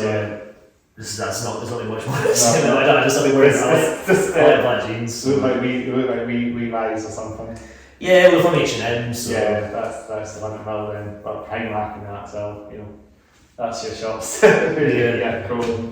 Don't know what I'm wearing also the problem with anyway. No, it's all easy to get jeans now. Like I used to have because I'm tall and because I'm not tall, because I'm slim and tallish. Yeah. I used to have a pain in the rush to find like jeans that fitted when I was growing up. So I had to go to Next specifically, so the only place I could get jeans that fitted. Yeah. But now it's a lot better. Now I can get jeans from like H&M and other places and they'll fit. It's all grand. But I used to have a 28 long, and that was a pain in the arse to find that fit. Now, whereas I'm a bit fatter now, so I'm like a 30 long now, so that's a bit easier to find. But I think it's just better. I think there's more jeans for it because you find that you either get 28 like small, 28 waist. Yeah, you get that, and like you buy that. And it's either like you're finding small people. It's either like they're giving you that. And it's small. It's all going to get or I then have to go to like 32 or something like and then for the right length. So they either be too wide or too small jeans, but not anymore. It's actually got better. I think they've realised a lot of folk are built like maybe me. I mean, you've got a similar build to me actually. Yeah, so. I've got a bit. I think these are maybe 34s maybe. Yeah, similar build to me. So. I've had 32s, 34s, between that I guess. So they're definitely better now. So it's hard to say because it just depends what shot you go to and the size. That's a big It's not the size, it's that size. You can be wearing a size, a 36 example on a 32. Oh, you're right. Yeah, okay, that doesn't fit there. So yeah, it's always a bit scary. Get your banana. Get your banana. They rot. The end of this podcast, when we rot, and we'll be slipping over like. That was basically done now. So here we are. Yeah. So just the bottoms, I guess. So this is right. Vans. They're a bit wrecked. They're covered in mud because we met up at Cambridge Hall and went for a little walk. They actually are quite good. Yeah, they are red. I've had these for ages actually because they are just either if you can make them out. They're like they actually are got things on them, aren't they? They are falling apart, man. So I need to get new shoes basically. But these are like these are green Vans, and I usually wear Vans or DCs or Converse. That's the sort of shoes I typically buy. I just when I send by a new pair, I can just go like the shops and then I sort of see what I like, and then I pick one of them, and that's my shoes until they fall apart. Yeah, and that's what happens. I've had these for a while and then they sort of falling apart, so I bought a new pair of shoes. I bought a pair of DCs. Did you? And then they didn't last as long, and then I went back to wearing these because the DCs, the soles have kind of gone. The soles are pretty bad in DCs. Yeah. I've also got a pair of vegan Doc Martens that I really like as well. And I know you're wearing DMs yourself. I've got a pair of red vegan DMs that I really like as well. So, but I usually wear them at work rather than about, but I like them. So you're just kicking Vans, I guess, on your trips and that? Yeah, just general walking about, that's what I wear, but I'll need to, in fact actually, maybe today on the way home from this I'll go to the shops actually. I think that's what I'll do. I think I'll go to the shops on the way home you today. You can probably still keep I might as well make it and see. Are they actually wearing some water as well? A little bit, yeah, but they're actually not too bad. They're actually surprisingly like waterproof, these shoes. Like I mean they light a bit, but not as much as other shoes. They're actually like not bad. Because some of them are really bad. Maybe walk for the mud and I can feel a bit in my feet, but nothing major. Okay. But they're still quite comfy, these shoes, because obviously they're very worn in. So how long you had them for? Oh, I don't know, probably. When did I buy them? Like probably 20. I bought them in 2021 or 2022. You thought a couple of years. It doesn't feel that long. A couple of years definitely. Yeah, no. I can't believe it was 2024. Like it Yeah, but you So it was 2020 not long ago. Do you know that next month it'll be 4 years since COVID? I know, What's going on? All this, everybody that's not able to play gigs, getting for lots. I wasn't even doing this podcast, I was doing my radio station, community radio station, obviously during the lockdown, obviously doing that at home, and I was going to the Sam Radio, as it's called, shout out to them, but I was trying to get some bands on the go. Literally the year. Are people getting them to play these sets or just getting them to interview? Well, I was trying to get, at the point when I was trying to get bands on the radio station, an interview, and obviously 2019, I think almost to 2020, we were getting a couple of bands and trying to interview some. I had actually VMD and Midnight Force on. Oh, really? So you might have seen that one. Sam Radio, I think it's on the next crowd somewhere. Oh, you look at Sam Radio? Yeah, Sam Radio. I need to look at it. Check it out. That'd be cool. It's Scots Autistic Media, but it's not someone called Sam that runs it, but Scots Autistic Media, so it's called Sam Radio. Sam Radio, I'll look at that. Check it out. I believe they're still going back, but unfortunately I just decided to obviously I just kind of threw the towel a wee bit and just started doing a podcast now and just moving on from the radio stuff now and the podcasting, because I wanted to have more bands on full time, this is the way it's going. This is just my opinion now. Just move on and do podcasts, and that's a great way to enter that podcast. Oh, it's really good. It's really good that you're doing the podcast, actually, because I'm impressed that you've kept going. Because I started a podcast myself in 2020. Did you? During COVID, because I couldn't do gigs anymore. I did some streams. Is that video podcast? I did just audio. So I did some streams, and then after that, I thought I'll introduce some cool musicians. So I did that for a bit. I'd do it via Skype or Zoom, and then I just take the audio and put it into an interview where we play some songs alongside it as well, and everything, go through all the bands and discographies, and then I did that for a bit. I think I made about 12 or 13 of them, and then gigs started up again. So I kind of stopped doing the podcast. Podcast, it's a lot of effort making. As you know, there's a lot of effort doing a podcast. Yeah, we bit this. And I talk quite a lot, and so do the folk I talk to. So it kind of it's just a conversation going. That's so funny. Sometimes it'd be quite long. Sometimes it'd be like. Sometimes it'd be like 3 hours. I interviewed Connor for that once, and then we chatted for ages, and then I had like a 3 hour long. We'll do that sort of thing. I had a 3 hour long one, and then by the time they come out, so there's still a lot of effort to cut them out and put them out and everything. And then by the time when I wasn't doing gigs, I had the time to do that. Yeah. And then when I started doing gigs again, that kind of became my main focus again for Fuzz that stuff. So I couldn't keep going with the podcasts. So sadly, I had to stop doing them, but I would like to do them again at some point. But I think I need to find a time where I'm not as busy, because now I'm just too busy. Come and cook guests. Too busy putting gigs on, too busy. But it's nice to come on with you and have a chat, because it's nice that it's nice that you're doing it and you kept going. Now there's a lot on all the time. There's a lot more. Because there should be more of it. There should be plenty of these things happening. Like Mike Watt from the Minutemen is a really good one, actually. Like he spoke a lot. I think there's a guy from I can't remember his name again, but the guy from the Scum Goat or Scapegoat or something. The Scapegoat? Scapegoat. Is it Bailey? Yeah. He helps out with Duncan at Red Cross sometimes. Yeah, he done a podcast. Well, shout out to Duncan and Bailey actually, and Bailey as well. I mean, I've only met Bailey a couple of times, but I think I've only met him once, but he's nice. Like, one time I played for Duncan, Bailey was the one greeting us at the door and making sure the musicians were okay and stuff. He's in like Crust as well. I see him quite a lot. He's got a big goatee in that. Yeah, so people probably know, but if you like heavy music and Edinburgh, Red Cross with the guys, the gigs to go to, I mean, I've not been to one in a while, but they're good fun, and lots happening. And so if you like kind of your metal and your hardcore and your just your heavy sort of stuff, like exactly.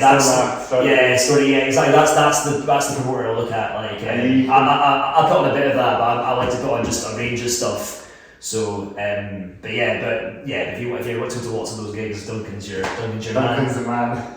And Bailey as well, Scapegoat TV, put on good things too, actually. They're your people to talk to if you want to go to the heavier stuff, for sure. So he did a podcast as well, a while back, in Batman's. But Bailey did. Yeah, he did Scapegoats and that. He just had it really. Is he still doing it? I don't know if he's doing that anymore. I think he was down at the gig I was at last night, actually. Yeah. He's down at, I'll talk about that a little bit, actually. We'll talk about that. Or do you want to your t-shirt first before I mention that? We'll talk about my t-shirt, because we'll talk about, I was going to say something I said, it's just in my mind again. So Skates, he had like lots of bands on for other bands, that's how he did it as well. Scapegoat podcast that they did. He had like different people from different bands. Oh right, cool. I think he did that. So he had like Duncan on one. He actually had Dave on an Ender's song as well. Oh, Dave the drummer, yeah. He's a nice guy. Shout out to him as well. He's actually been on my radio show. Has he?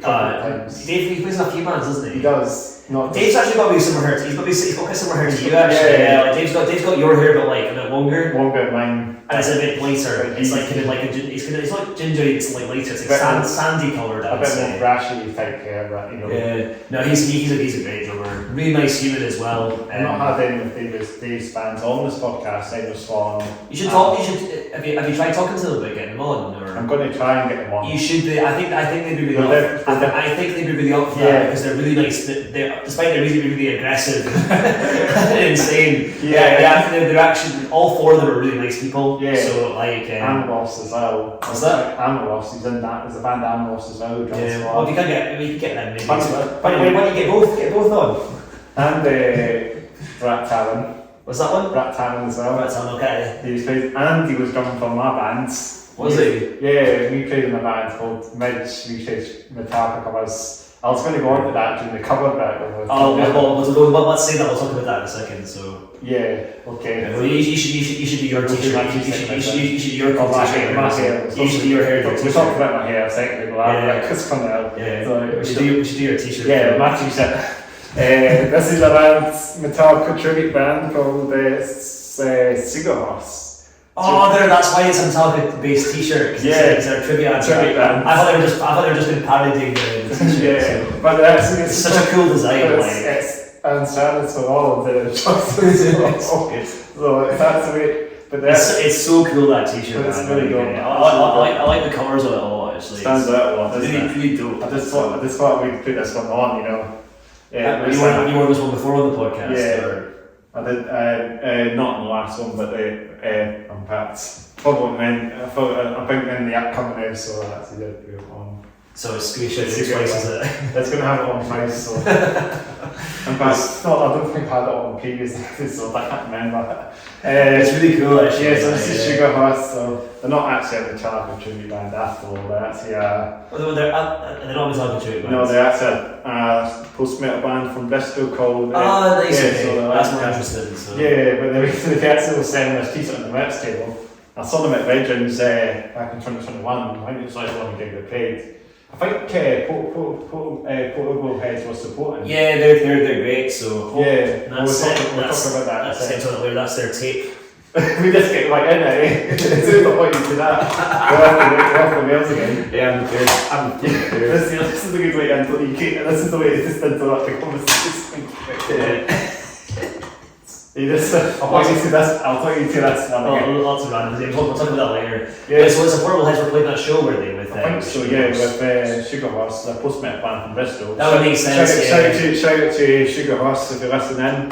Want to get you guys on the podcast? You should definitely get Sugar Horse. I want to come back to Edinburgh again. Where are they based? Bristol. Alright, cool. But you can maybe. Who was putting that show on? Was it Duncan putting that on, or was it a different one? Maybe Duncan actually. I don't remember.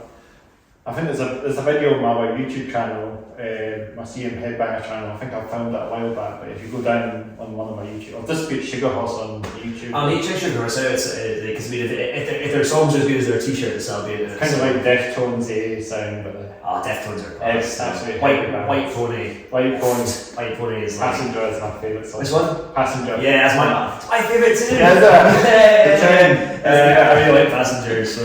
It's such a good song. They do the thing where they play that live, they get different guest vocalists to do the... It's a guy from Tool did the guest vocals, isn't it?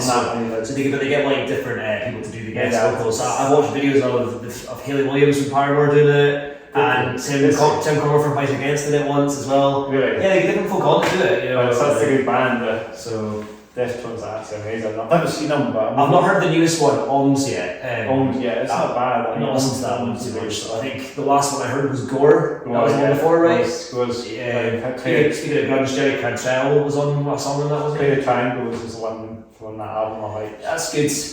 Shame about what happened with their bass player. And stuff. Because Sergio was pretty cool, so it's a shame that it's not worked out. But I know they got Deftone and stuff. Stefan something. He's such a good guitarist. Yeah. It's a bit of, it's a bit of a crazy guy. He's a flat earther, which is like he's on a podcast as well.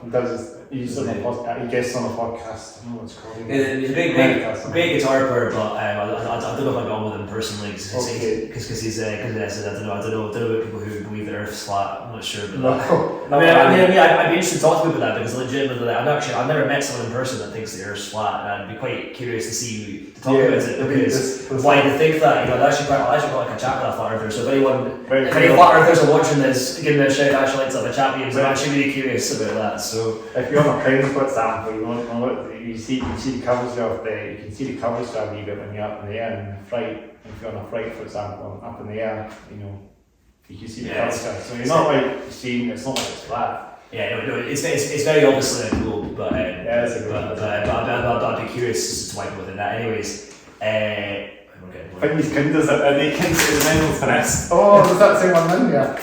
Yeah, you go for it. You have it. On you go. It's a secret one. Do you want to take that one? No, you have it, man. It's all good. You can have some thanks for having me. So that's good. Thanks for making that. No, I actually got 2 packets of these at the school on Friday, and I ate the first pack myself. Yeah, I gave a couple to the kids. We're making bottle rockets at schools, so bottle rockets, stock rockets at school. So I gave a couple of these to the folks who made the best ones. I gave one to one of the kids who made the best design one. His rocket didn't launch that far, but it looked really nice. And then there were a couple of them that made a rocket that looked nice and launched really far, and I gave a couple of them to them. So other than that, though, I ate the whole first bag myself, other than 3 of these. So I think it's actually quite good that you've eaten more of these than me today because we're getting to be we're actually got planets here. Is that? This is the solar system we're making here. Well, this could be like this one's bigger. This could be like the Sun, Mercury, Venus. Let's hope that's picking Mars. Is it picking up? So this is Jupiter, Saturn. Might have to move it a bit. Might have to move them a wee bit. It's not quite picking them up. It's off the camera. It's off the camera. And then on Saturn, where we get to Uranus and Neptune, and then I'll make a little wee one. Little one for Pluto. Pluto, yeah. Shout out to Pluto. No longer a planet, but there you go. Is it a dwarf planet? Oh, there's a all moon for Earth. I mean, I'm not going to make up moons for Saturn because Saturn's got all these moons, Ganymedes, etc. It's got the same. It's got some like volcanic moons. We can even fill that layer. We need to move them up a wee bit. Anyway. How far did it go? No, towards you. Towards you. Towards me. What's back the way? Yeah, back the way. Oh, they go back the way. So they come up. They're here. Let me fit them there. I don't know if the camera can pick it up.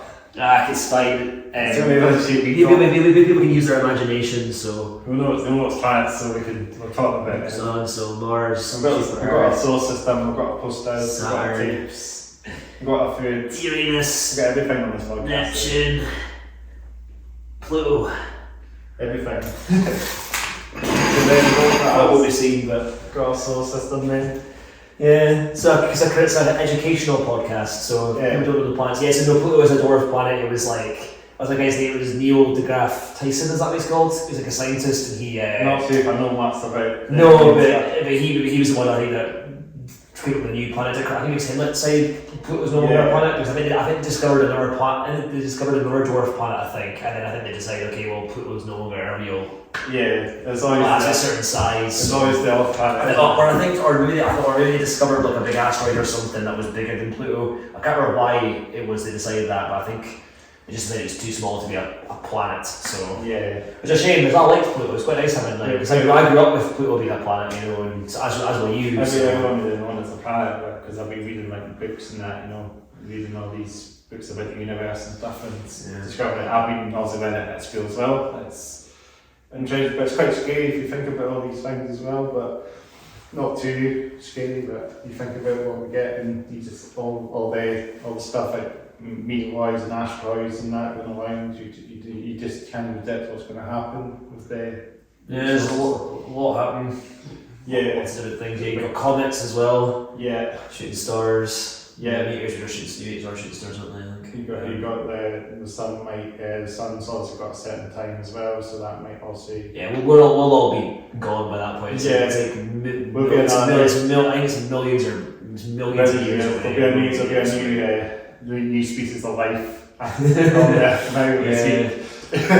Have you seen that Futurama episode where like when they go to the end of the universe and the sun explodes and then all that happens is basically like it starts again. It starts again. They can't get to the end. They can't get to the end of there. Yeah, they can't get back to the right point in the timeline. So they have to keep going because the time machine can only go forward. So they have to keep going through it a few times to get back to the right point. They were trying to invest a spacecraft that would probably go back to the future or something, but it would have to go very fast along the planet or something to kind of wonder how that would actually work.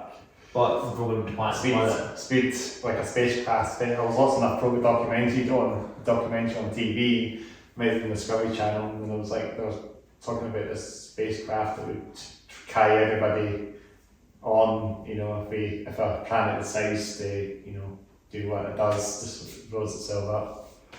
You know, have a special spacecraft to transport us to another planet when it's too cold, when it's a bit cooler. If we have, it's a long way to go before we can actually do it properly. Because I think it'll take a long time to even get. Because it takes years to get between places and stuff. And Mars as well. So the way to do it, like say Star Wars or Star Trek or anything like that, like taking years to travel the way that they're ways that they're doing, way faster than that. So and people are trying to get to Mars. That's the next. That's the thing. Because this is they're trying to build stuff there, aren't they? So they're building something. I thought they're not offer tickets to Mars, like a one-way trip or something. Or some celebrities have already bought. That's how they're going to get themselves. What they're going to do. Yes. That's going to be a hard thing, but not for me. I'm quite happy living on Earth. It's just it's like this is the way to go. Even though humans have done a lot of bad to the planet, I think we're still a lot of good here worth sticking about for us. There's a bit of a 50-50 split to what we do is. There's 50% down and there's 50% up, people doing this and that, they're doing this and they're doing that. There's people I'd like to think that if humans went to another planet in the distant future, they didn't fuck it up like we've done with this one, or they didn't root, I like to think they wouldn't ruin it like this one, so. Well, it'll be Mars next and they'll try and do what they do. There'll be too many people and too many people will be overloaded. A big massive. Because don't get me wrong, a lot of people, there's lots of lovely, amazing people that I know, but a lot of people have, but there's quite a lot of us now. And I think in a lot of ways we are in some ways kind of bad for the planet. I mean, don't get me wrong, I think there's people who do lots of good, lots of work to preserve it and everything, do lots of amazing things like after the woodlands and hills and all that and everything. But I do think a lot of people are doing. I know that as a species, we are overall probably not great. I know we're doing it. We're building on top of these green spaces, aren't we? Now we're building houses, we're building buildings, we're building offices, we're building concrete, all these commercial places. It's all getting taken over. All these green spaces are getting filled up, piece by piece, So, is that a bit of grass? Grass and dirt. I was like, we should get on the shoe. We've got everything grass on the podcast now. Actual grass, not what someone was maybe thinking. We're gonna have this is the most popular grass here as well. A bit of grass on It's got everything. So let's just start through the t-shirt question. Yes, that's right. We're still talking about sugar. So I think what I can say, they're bright bands. Check them out. Maybe they don't the old Metallica cover maybe. Did they cover any Metallica? No, not so. But they tried to impersonate Metallica, I guess. I'll just try to call it sad as well. Sad album. It's a real shame with that Justice for All where the bass was not really featured properly because I think there's good songs on it. We're talking about this off camera as well. Yeah, we're talking about your favourite Metallica when it was. I think they'd probably be Ride the Lightning at the moment. It was Massive Puppets for a long time, but I think it's Ride the Lightning now. We played Metallica covers in my old band. Oh, with Dave Taylor. Is it guitar you play? Yeah, guitar. We opened up for Amorous. Amorous are headlining, I think. So we opened up for Age of Past Lights. I don't know if you know that band. I don't know, but what sort of stuff do they do? Is it? I I can't remember. I don't think they're going anymore. What happened to your bands? They just dissolved, or dissolved. I just decided just never worked out, and I guess it just was the pandemic and that. So were you James Hetfield or Kirk Hammett in the bands? I don't know if I'm James Hetfield. I think I'm Scott Hammett. Were you just playing guitar? Yeah, guitar, no backing vocals. So did you have four of each? Did you like I had my friend Cormac. I had my friend Pete as well on vocals. Also was there 5 of you doing it there? 5 of us. Okay, so someone two people took over. Yeah, it was 5 of us, wasn't it? My friend Cormac, he does guitar and backing vocals, I think. Pete does lead vocals, and Cormac does backing vocals and guitar. I do guitar only. Dave does the drums, and there was the bass player. I can't remember the bass player's name because I think he was Aussie. I don't know. I can't remember. I think he was distemporary, maybe. I don't know. I don't remember much about what happened, but it just fell apart. We were doing a couple of practices, pre-gig. We had it all booked in that in Bridgend. It was very good to play in a venue in front of people, but I'm just guessing it's just time to move on, you know. It was just the one gig you did? Yeah, just the one gig. Oh, I'm sorry I missed that. I'd like to like to see it come down again. If it ever happens again, I'll be able to come down. I used to jam with, I used to do a project with a group from Dogtag years before that as well, before my band, you know. We just done a disguise project under the roof, you know. We had a drummer. What sort of stuff did Dogtag do actually? Groove metal. Because I haven't checked them out, because I know, I know like Red Cross have been putting them on and stuff. But I've never listened to them. They're definitely like the Panthers of Machine Heads of Edinburgh generally. They're just put on groove metal, 90s groove metal. So they could do a Machine Head cover show as well, like a Dogtag. I think it would be. I think you could do Imperium, which would be a great song. Especially because they start off quite groove metal, but then they kind of went, but then with Black and they went that more metal. They went that more. Is that Machine Head or Dogtag? Yeah, Machine Head. Because they were quite groove metal to begin with, and then they kind of went new metal, and then they came back with Blackening, and they were just much more. It was just aggressive, really. They were quite aggressive. They got a bit of new metal. I don't know what happened. They were not a good new metal band. The new metal stuff is terrible. Yeah. Like Burn My Eyes is cool, and then they went off on a bit of a downward spiral. And then the summer came back with Blackening, and Blackening was just like Blackening's one of the best metal albums ever. They did a couple of they did a Beast cover of Message. Is it Message in the Bottle? They did a couple of ones. That's the one that I like the Police, but but come on, I don't think Machine Head should be covering the Police. It's not Rob Halford. What's his name? Rob Friend. Good guitar player, good metal vocalist. Don't think he can do Sting. Yeah. Not Palace, not the best. They do a good Machine Head do a good Iron Maiden cover actually. They covered Hallowed Be My Name for like a Kerrang CD years ago. They did a massive pump. They covered Hallowed Be My Name, and he said he did some sort of more metal singing on that, and he did a good job of that actually. I was quite impressed with it. I was quite impressed with the job they done that. It was probably one of the better covers on the CD actually. So you got there on the CD. Oh no. Oh damn. Okay, clean it up later. Yeah. That's what I mean. What was it? Machine Head. We're finishing up your t-shirt. We're giving Sugar Rush a shout out. You were going to talk about. Were you going to want your trousers? Were you? Yeah, we're still talking about Machine Head. Yeah, we keep doing that. Yeah, this is what the podcast is like. We're going to pro. I love it. As you can tell, I love a good tangent. I love the pro. I love a good tangent. So yeah. So I think it's my trousers on the segment. They're not trousers. So these are, it says it on the label, put them there, cargo pants. That's quite 90s, isn't it? Very nice. Got my cargos on, they fit well, they fit me well. I'm wearing black t-shirt, black pants. These are I've got these, I can't remember when I got them, but very comfortable, good pockets. As you can see, good pockets. I got another Panic here, by the way. I forgot. Oh no! Okay, right. That's the sun, isn't it? Oh, the sun's there. This could be like the sun of the next solar system. This is the next one. This will be the new planet. That's the next sun. So that's the next sun. That's the next sun here. Yeah, here we go. A new sun when that one goes. So yeah, got these big pockets. Do me for like everything, phone, wallet. That's what I could say.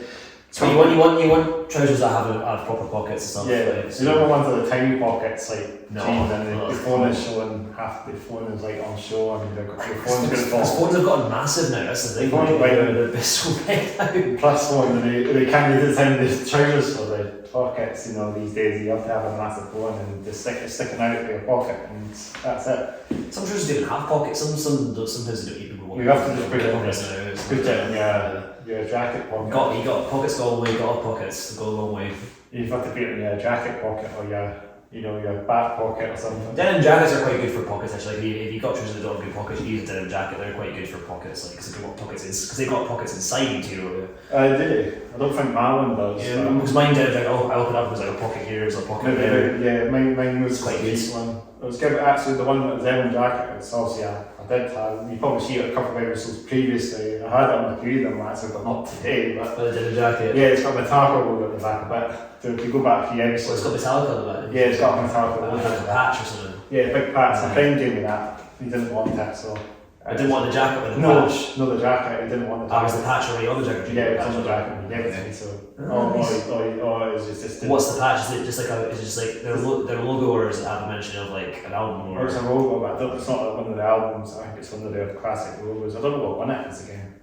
But it's maybe a t-shirt actually. It's also been cut in the patch. But it's actually really cool. And I just only have the one patch, so I don't have any patches generally. There is what we were saying about the Metallica albums. We wouldn't finish that train of thought. I think. Train of thought. No, with the Metallica ones, I was just saying. It's Kill Them All as well. Yeah, so you were talking about Kill Them All. Kill Them All is great. Seek and Destroy. Seek and Destroy. That's the one. I think this one's actually what your favourite album of theirs. I think any of the first 5 are acceptable answers. I think beyond that. They've got some good stuff beyond that, but I think I'd be surprised if anyone picked any of their newer stuff for. We'll play Metallica covers on our set as well, at a gig as well. That was fun. So we did that, and during our set with our band Meds, we played Metallica covers. We played Enter Sandman, we played Sandman, we played Seek and Destroy, and I think we did say Seek and Destroy. We played. I had the original song I did. It was I did the original song. I did a song called Medicine to Death. This is the original song that I wrote guitar for.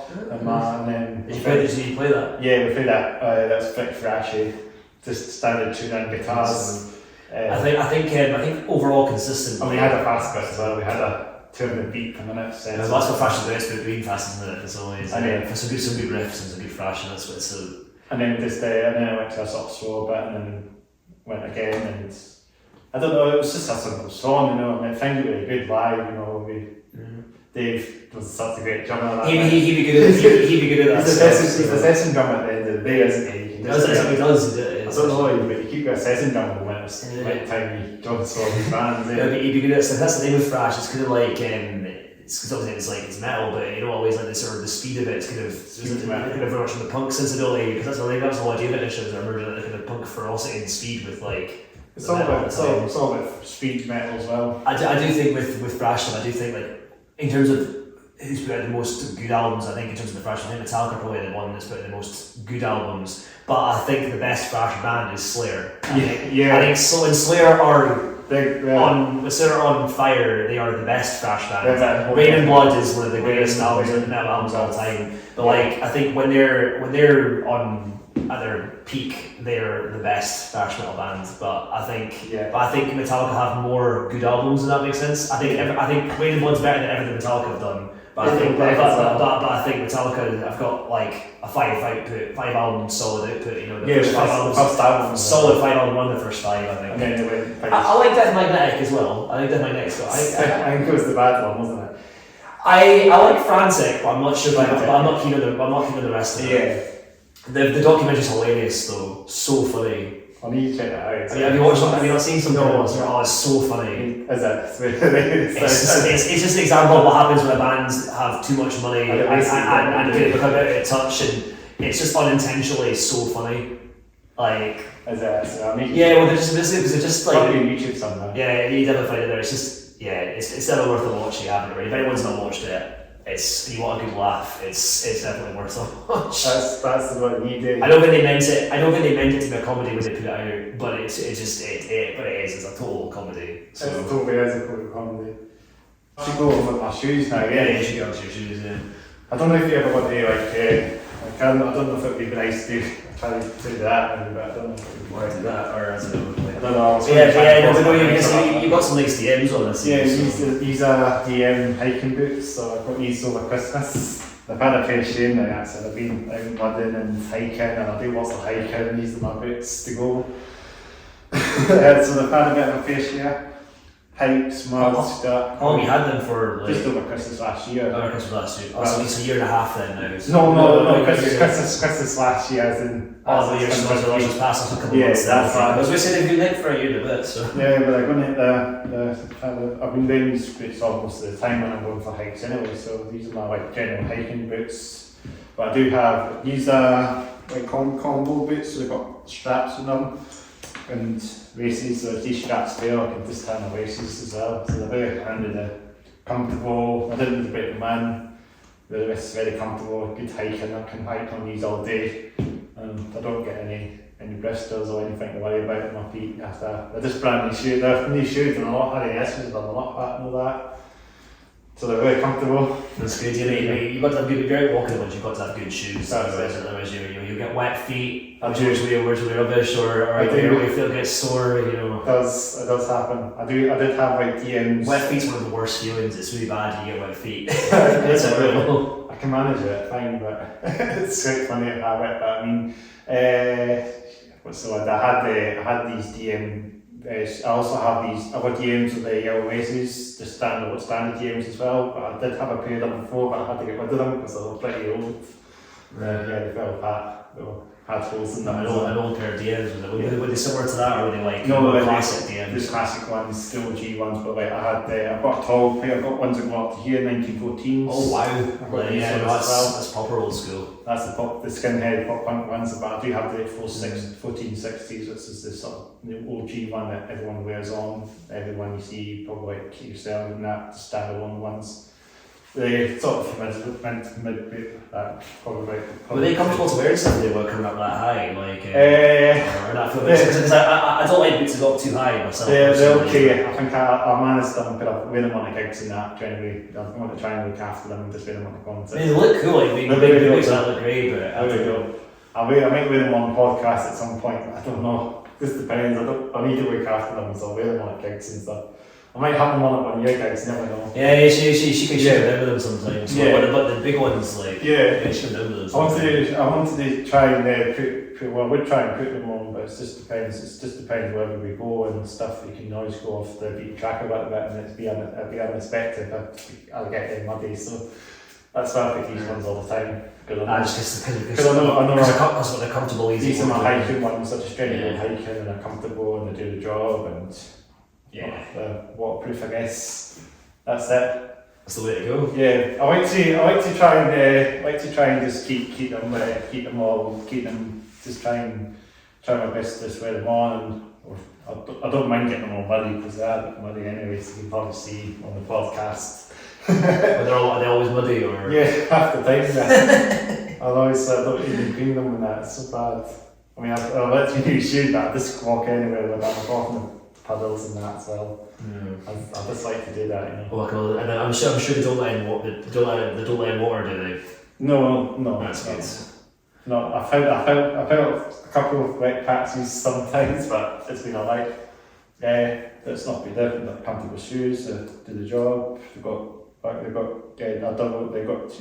can adjust the bases, put them on each buckle as well. But yeah, that's it. General shoes. I got my socks here as well. White Vans socks. The Vans ones, did you say? Yeah, Vans. White socks. What, you just wearing that? Just general black socks, nothing exciting. There's nothing exciting about black socks, so. I like to try, it's quite a weird percent. I like to sit like this actually. Do you like to do that as well? Which one is? Sit like this, but I like to sit like this. Like that? Yeah, I suppose we're coming, I guess you're sitting, your feet are much more up, I've got to cross my leg. I like this, and I like that, that's comfortable as well. You can probably sit like that. You can probably sit like that. I don't know what's Give it that. I like to do that. How do you do that? I don't know. Just a few like that. Oh, that's not bad actually. Oh, yeah, that's good actually. Is that good actually? Yeah, I like that. Yeah, It's not quite the same as you, but it's. I think it's quite cool actually. Yeah, you're not saying. Yeah, I'm not saying quite the same as you, so it's. Yeah, I like it. I think it's quite a cool thing. I think you can see the posters a bit easier that way as well. Yeah, that's what it was. No, I just couldn't crack it. It was this puzzle I had to solve. I was like, how's Chris sitting like that? I don't know. I'm not the best with coordination. I'm mildly dyspraxic, so I'm not the best with my coordination. I don't think I'm not cross-eyed. I'm just sitting like this. But no, this is quite comfy actually. I'll sit with this for a bit. I think that's quite cool. So that's not great. I think that's the shoe. I think it's top to bottom now. So. We got there in the end. Let's get ourselves on the train. Let's get ourselves back on track. Let's get ourselves on the train. See the trains. Trains. I like a good train. Trains are fun. Do you go in them or do you like? Yeah. So when I'm visiting Aberdeen to where I'm from to go home, I'll get a train to go home. Like 2 hours, 40 minutes on a train. 2.5 hours on that. Yeah, it's good. I like the train, and it's good for going into. I've not been to London in a while, but I like the train for London and stuff as well. And I'm often on it to go to Glasgow for gigs and stuff as well. So trains are great. And we're very lucky in Scotland to have like a bunch of trains to go places and stuff. Yeah. I mean, I like a good train journey. Because it's not too bad. It's only 50 minutes to Glasgow on the train, which is fantastic. So it's quite good if there's bands you want to see further. It's quite good actually. So. They just stop everywhere the trains because all the train news of the train, Scotland train, non-stop at every stop, don't you? Yeah, well, that's why you can go for it. Glasgow, you've got to get the Queen Street one and not the Central one. The Central one takes an hour and a half. That's so, really. It just stops. I remember getting home once. That's not good. When I was a student, my old band Glassbooks was in indie sort of rocks that we could have did, and like we did our post-book system. We were getting the train back from. We went to Glasgow. I'm still figuring it out. I know it now. We went through to Queen Street and it was great. And then we got the train home from Central because it was nearer to the venue. And then they were getting the train home, and there's just all these places it was going for. So the next stop is insert Glasgow town I've never heard of. And it was like, where are all these places? I've not heard of any of these. It was just taking forever. It was only an hour and a half. It felt like it's just it's Motherwell and stuff like that. All these places you're like. Castell's Junction and I think it's Castell's Junction and stuff. The Central Station is beautiful though, I must say. Central Station's a lovely station. It's got way more character than Queen Street Station, but I would never get the train from Central just because it just takes so long. So long. That's where it's not where the London trains go as well. Pendolino train that we stopped there as well. They go to Central and I think Elmia stopped there as well. But Scotland also. And there's the Azuma ones now as well. Yeah, the new ones. They got one of them. They're alright. They got Aberdeen as well, don't they? Because they're bad ones. Yeah, Aberdeen you can get an LNER or a ScotRail one. It depends. Yeah. You can get an LNER that's going because there's a London to Aberdeen line. The LNER trains do, and then if you're going from and then there's also trains that go just direct from Edinburgh to Aberdeen that are ScotRail ones. So the Highland Chiefman I think is the one that goes all the way from London to Aberdeen. I think. Is that one as well? I don't know. Is that it's got that's the LNR one, yeah. Okay. It's called the Highland Chiefman. I think it's now and again once a week, once a day. I think. Do you like trains as well? I do. I'm a train. Just the way you asked it, like trains, you were getting excited. You're like trains. But I'm a train. That's a train geek. I know my trains. I'm not a train spotter, but I do know my trains. You know. So there's a freight line behind us. Right. No, you got to see it. My partner's brother is he's a massive train geek as well. So he's a big fan of trains. So but they are fascinating things. Like also just some people. They're good because I've been in trains since I was a kid and I know so much. So I look on videos on YouTube and that, you know, just tiny trains, you know, class 66s.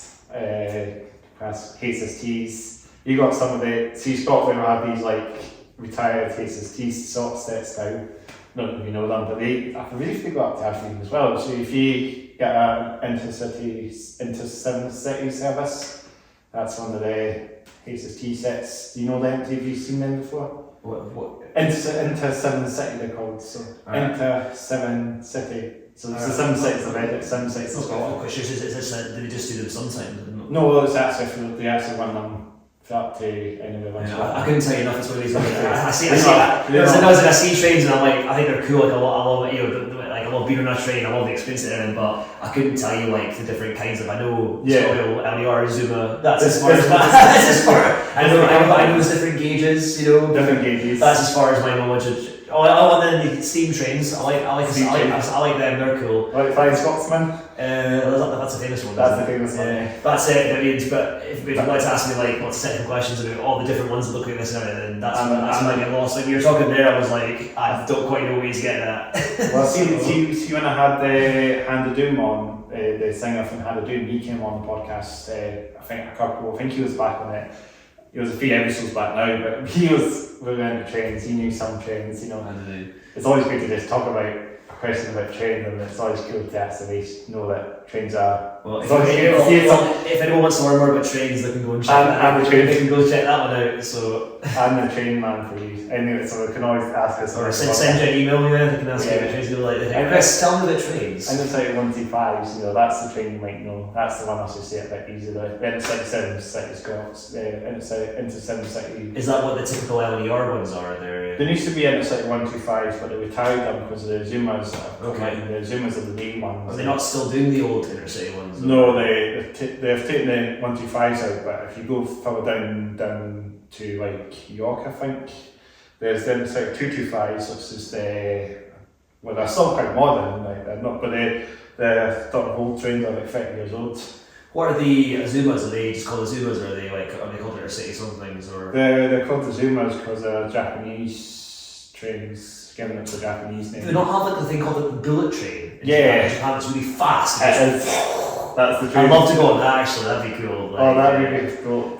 I mean, is that like a dream for you? To go on the bullet train. I need to get it. Look at your face. You're so excited. You're like, oh my god! I got that'd be the dream when it ever happens. What do you want to do? I'd love to do that. It'd be cool. Like, I'd like to go to Tokyo actually. Is it in Tokyo or is it somewhere else in Japan? I think it's Tokyo or Osaka, but it probably goes to all the places around Japan. But funny enough, if you want to go on a bullet train for real in the UK. Oh, is there one in the UK? There's that, so you get yourself down to the NASA Rail Museum in York. Oh, you can go on there? There's actually a bullet train in there.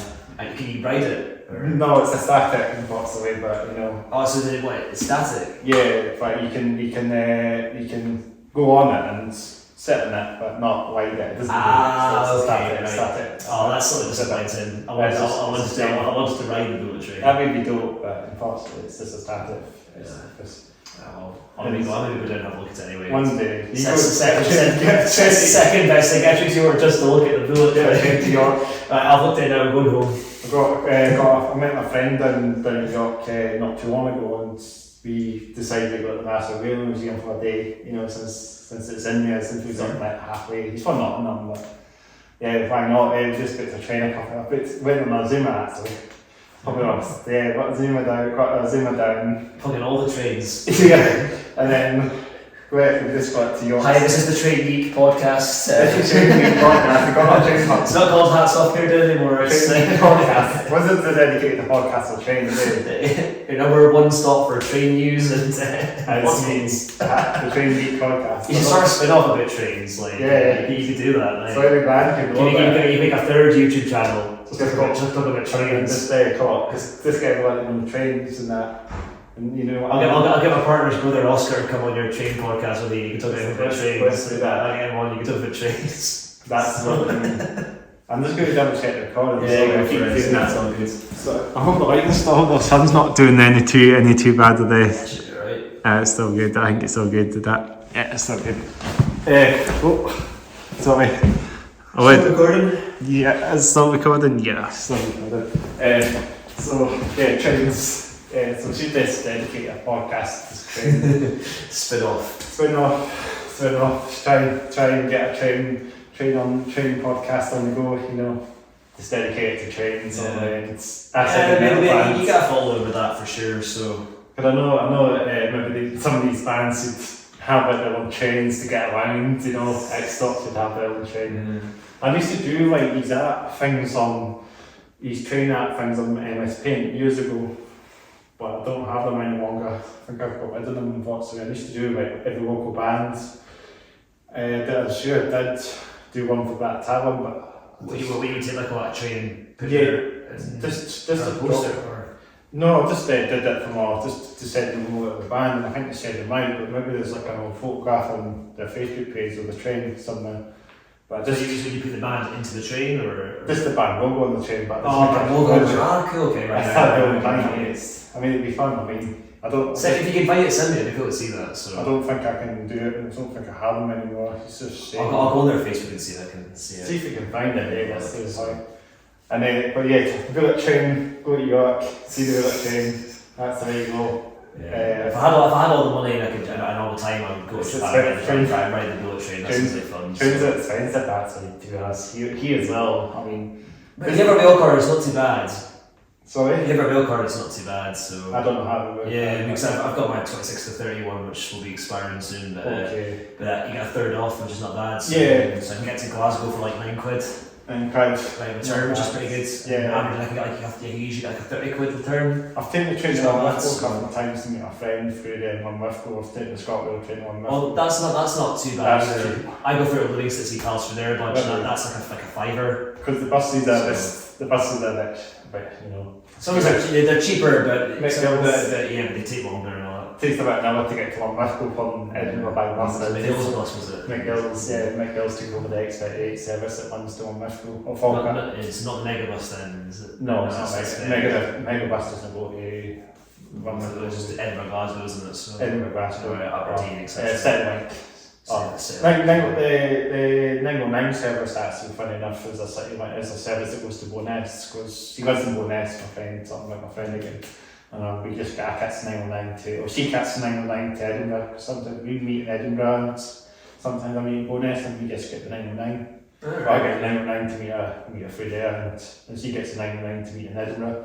So, yeah, it's a good service. It's actually a very reliable service. It's actually on time all the time as well, apparently. From 2 hours now, it's much better, because it used to be very bad. There used to be a time that was like 20 minutes late or something on the time, supposed to July. So sometimes the slip-bike services are a bit screwed with then, but they're all right now, thankfully. So it's good to. Yeah, it was quite. We're lucky there's a lot of regular trains and buses and things here, so it's. Transport's not too bad. Not too bad in Scotland, actually. We're doing alright. Edinburgh's pretty good. Edinburgh's got some decent bus lines. I know every bus route in Edinburgh anyway. Whereas any bus that gets into town, it's really easy to get accessible in town. It's not too bad. And also, if you want to go out to town as well, it's not too bad either. That's good actually. Because there's some nice walks. There's actually some nice walks how you can just get a bus there to a nice walking spots like Dalkeith, for example. Yeah. I can't remember when we didn't do that time years ago. So I used to go. I do still walk there. I don't cycle, but I walk when Dalkeith comes back. Dalkeith Country Park is lovely actually. I've been there ages actually. You should do that. I went for a thing where like in COVID times, like Nora, my partner, and we were like cycling like out to lots of East Lothian places. So we were out to like Dalkeith Country Park and Mossabra and Yales and White Craig, all these places. We're just going to all these places in Ormiston. We're just going out there and like. And you go along walking and all. We just did loads of that. Yeah, we just did loads of that. Like we haven't done a lot of it as much. We haven't done a lot of it recently, but in COVID times we were doing like a lot of it, and it was really good just to have that to do. Like most weekends we'd go and do that, and it was quite nice to just have that as a thing to go and do. And we did go out to Ormiston. I think was it last summer. We went to see that old tree, the massive tree. The old tree. Yeah, we went to see that. That was last summer. I think we went to see. Can't remember that. Is in Ormiston, but I know. We went to look at that, and that was amazing. Because once in COVID, we couldn't get. It was closed off. They were doing something near it, so we couldn't get through. Oh, that's good. But we went out again and I got to see it. It was amazing. Honestly, such a beautiful tree. How did you see that? I think they maybe used to be a church. Maybe we used to have church services inside it or something. I'm not sure if they did or not. I think maybe we did, but it's just a really amazing tree. It's so massive. It's so cool. Get down there. I don't know where it is. If you've not seen it, definitely go and find it. Get the bus there. It's definitely worth a look, and I recommend if anyone wants to see a cool tree, definitely go check out the Ormiston tree. If you like trees, that is the tree. It's like the tree. I think the tree in Dalkeith, when the end Dalkeith comes back, there's this like bit you go over it, because you go over like the farm path, it goes over past the country path, but apart from going through the Westway, if you go past the Westway, there's the farm track in Dalkeith Country Park, but if you go further down, there's a gate. I think there's a gate that goes up to Musselburgh as well, to White Craig. and there's this like massive tree as well. I don't know if you've seen it when you were there. So Whitehall's making me think of that really heavy man. That band. It's Whitechapel, honestly, guys. It's that metal band. I'm not a big fan of Whitechapel, but maybe like it's made me think. Sorry, made me think of them. So you were saying, I totally distracted you. You were saying it's like Craig because I have Whitechapel, so then I've got a confused. That's the thing. Whitechapel, White Craig. So White Craig is a bit. I think it's on the pattern, but as you go down the hill, there's a big pine tree on its own, and it's I don't know if you've seen it when you were cycling that time when we bumped into each other, but it might have been you might have seen it. It's just on its own. It's a big massive tree. Oh, I did it. It's neat. And you can't see that. I can't remember the top of my head. We need to go down to it. Yeah, I need to go down to it and our guests. We can do it. We can do that. Yeah, we can go down one side. Yeah, definitely. Have a look. To see how you keep you posted on that. We should do that. Yeah, I mean, it's good to go there. We haven't been there in ages. We should do that. It's lovely though. A weekend or something. Yeah, we can in summertime would be quite nice actually. Well, yeah, we can consider that. With the weather now getting better, we can maybe do it sooner. Yeah, we could do it. Definitely up for that. The spring, maybe the spring or something would be. You can see the flowers come out. Daffodils coming out. But Dalkey Conservat's beautiful, and almost down the railway path as well, as I said earlier. It's beautiful. Yeah, we're spoiled rotten. We're spoiled rotten. And Edinburgh the Women's definitely. So funny enough, if you get a bus to like Pentlands as well, you're literally in the middle of nowhere as soon as you get it. So easy to get it. You get the number 10 out to Benally, or it's so easy, or the 4 to Hill End. 44 as well to go around on. Yes, you're just spot rotten. Went there weekly actually to the Pentlands. Me and Joanne, and we actually just walk along the road and you're in the middle of nowhere. And it's about like 5 miles away from the city centre. Literally this big massive landscape. It's like in a big national park, like Yorkshire Dales or Lake District, or in the Pentlands. That's all just remind you of stuff in the middle of nowhere, isn't it?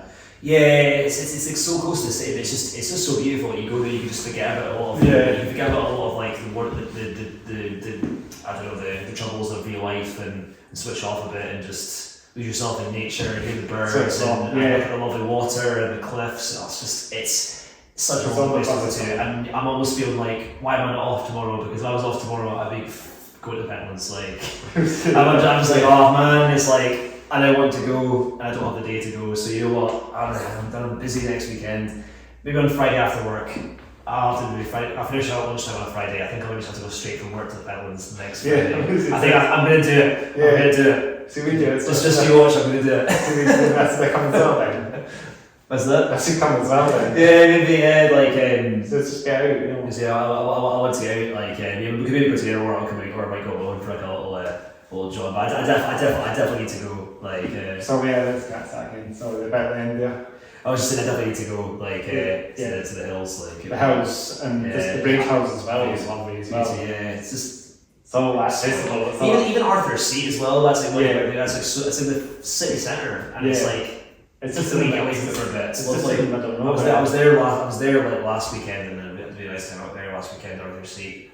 Lots of people were out, very busy. Yeah. Like, it was only early afternoon, it was really busy. But if you just go up to the Pentlands, it's not as busy, but after seems so many people there, isn't it? It's so busy. And you just the Pentlands is kind of in the middle of nowhere. It's particularly beautiful in the snow, I think. A couple of years ago, I went out for my birthday and it was covered in snow. Was it? And it was amazing. It's just, it looks so different. It's like, I think it'd be quite cool to see it in the snow, wouldn't it? Yeah, it's very lovely. I went twice when it was covered in snow, and it's just amazing. It's just like, the problem is when you're walking along it, and it's so beautiful, but you also don't know how deep each bit of the snow is going to be. So you might walk, and you might your foot's down fine, or you might walk, and then you're suddenly you're halfway up your leg. It's snow. It's quite unpredictable. But if you're prepared to get wet and just go for it, it's such a lovely experience. I can do it with these shoes on. Yeah, you definitely could. Still a good experience to do. It's always good to get out there and about. It's great it's great all year round. Like anytime you go, it's awesome. So that's the whole point of hiking and walking and that with as I say, my friend. It's second to none, you know. I won't be doing it. If I'm not doing the podcast, I'll be like hiking, walking, or I'll be doing the bike stuff as well, of course. As we say, shout out to Bridgend Cycles because I do bike maintenance stuff as well here. We talked about that earlier, but yeah, definitely again, you need your bike fixed. That's when you sell, you got a cycle bike, piece bike as well, don't you? So again, we're spot on for bike places in Edinburgh as well, so I'll shout it all out. It's like Soul Cycles, Eastside Bikes, Bike Station. You'll see this as well, but I mentioned they're all great places for bike fixed. Yeah, and then one of watch it as well. Oh, Portobello as well. Portobello got a bike. I can't remember the name of the top of my head. They've got they've got a good bike place as well. E-cycles. You think I'm because my old bike, the back bit fell off at when I was at East Lothian somewhere. So I had to walk it back, and I took it to port. Is that the chain? Is that the? It wasn't the chain. It was just the bit of mist. I can't remember what it's called. The metal bit at the back. It just fell off. That'd be would that not be the guards? That would be the mud guards. Or that It wasn't the guard. I can't remember what it's called. It's like got the gears on it. The Joella. Probably that, yeah. It just fell off, so I had to walk it back from East Lothian to there, and they fixed it up right up for me. So yeah, I can't remember the place, but they were really cool as well. So I'm talking about bicycles. I know, like you get these buses now. You can put your bike on it. Border buses. Oh wow! You know border buses, don't you? It's X62. They can put your bike on there. You can put your bike on. Wow! So you can always. That's cool. Sorry, go on. Take your bike up to and take your bike to Grunge, for example. My friend is a mountain bike rider. Shout out to my friend Adam. And what's the shout outs on this podcast? So many times. We're just too popular, Chris. We're too popular. So we've got close connections to each other. So we can just shout out everything. So he does some mountain biking up at Grunge, which is very cool. And I think he probably takes his bus on the bus. I don't know exactly, but not seen him for a while. But yeah, shout out to my friend. Shout out to Adam. If he's listening in. That's cool. You can take the bike on the bus. I didn't know you could do that. You can do that on the That's pretty cool. I think you can do it on. I don't know if you can do it. I don't know if it's X. Generally, I think all the near border buses are adapted to that now. Well, you can get a borders bus actually from to Dalkeith as well. From here, it's actually very good. You know, the 51 service, I've actually used that service to Dalkeith, and it's very fast.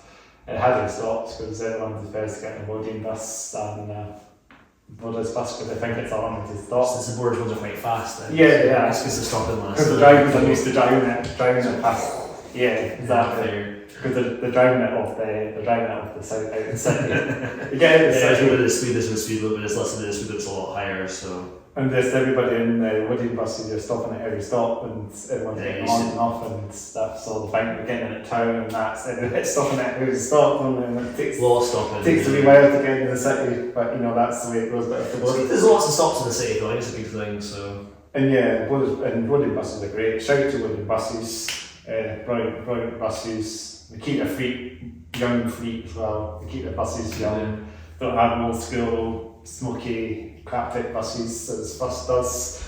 Fuzz Glasgow, their buses are crapped out, smoky things, watery things.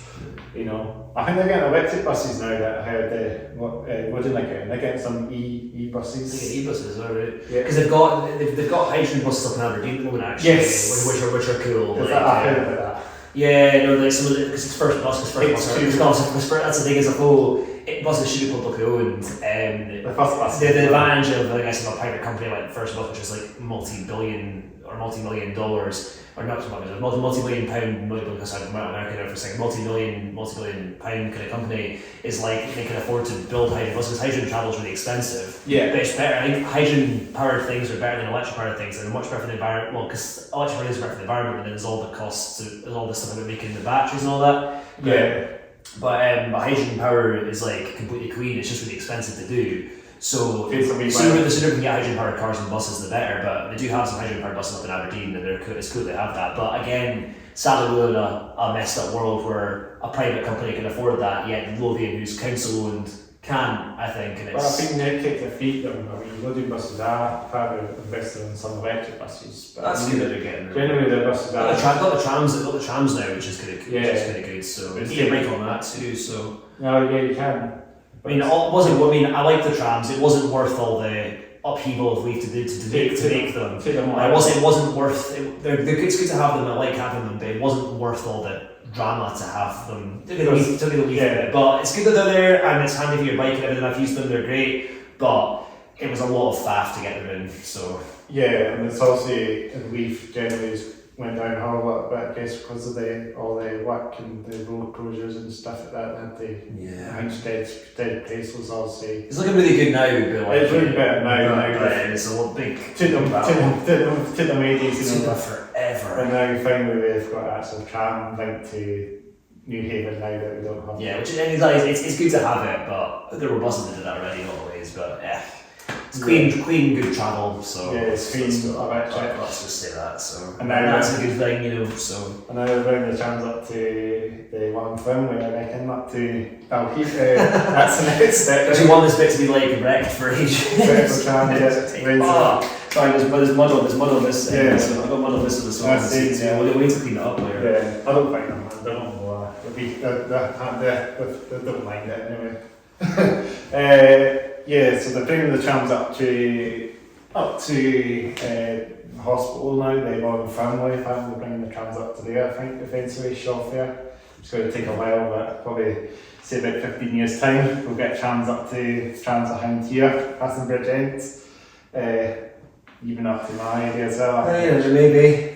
Get a tram up to Farmhouse. 2034. 2034. We'll have trams up here. Bring it on. Hydrogen powered trams. Hydrogen powered trams. I'd love to see that. That'd be cool. That'd be dope. And I think, I think every city should have. Well, I mean, most cities do have trams. I think,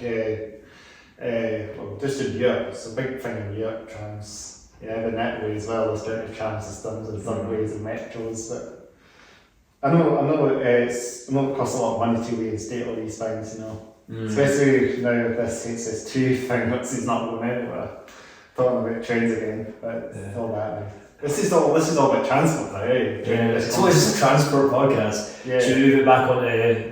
Do we play on video games? Is it? What about video games? Video games, so I mean I've been playing what we've been previously, so I've got a Switch that I like to use. Yeah, so I've been playing a lot of what we've been playing, I've been Pokemon Scarlet recently. It's great, I really like that game. I played Legends of Arceus recently as well, that was really cool.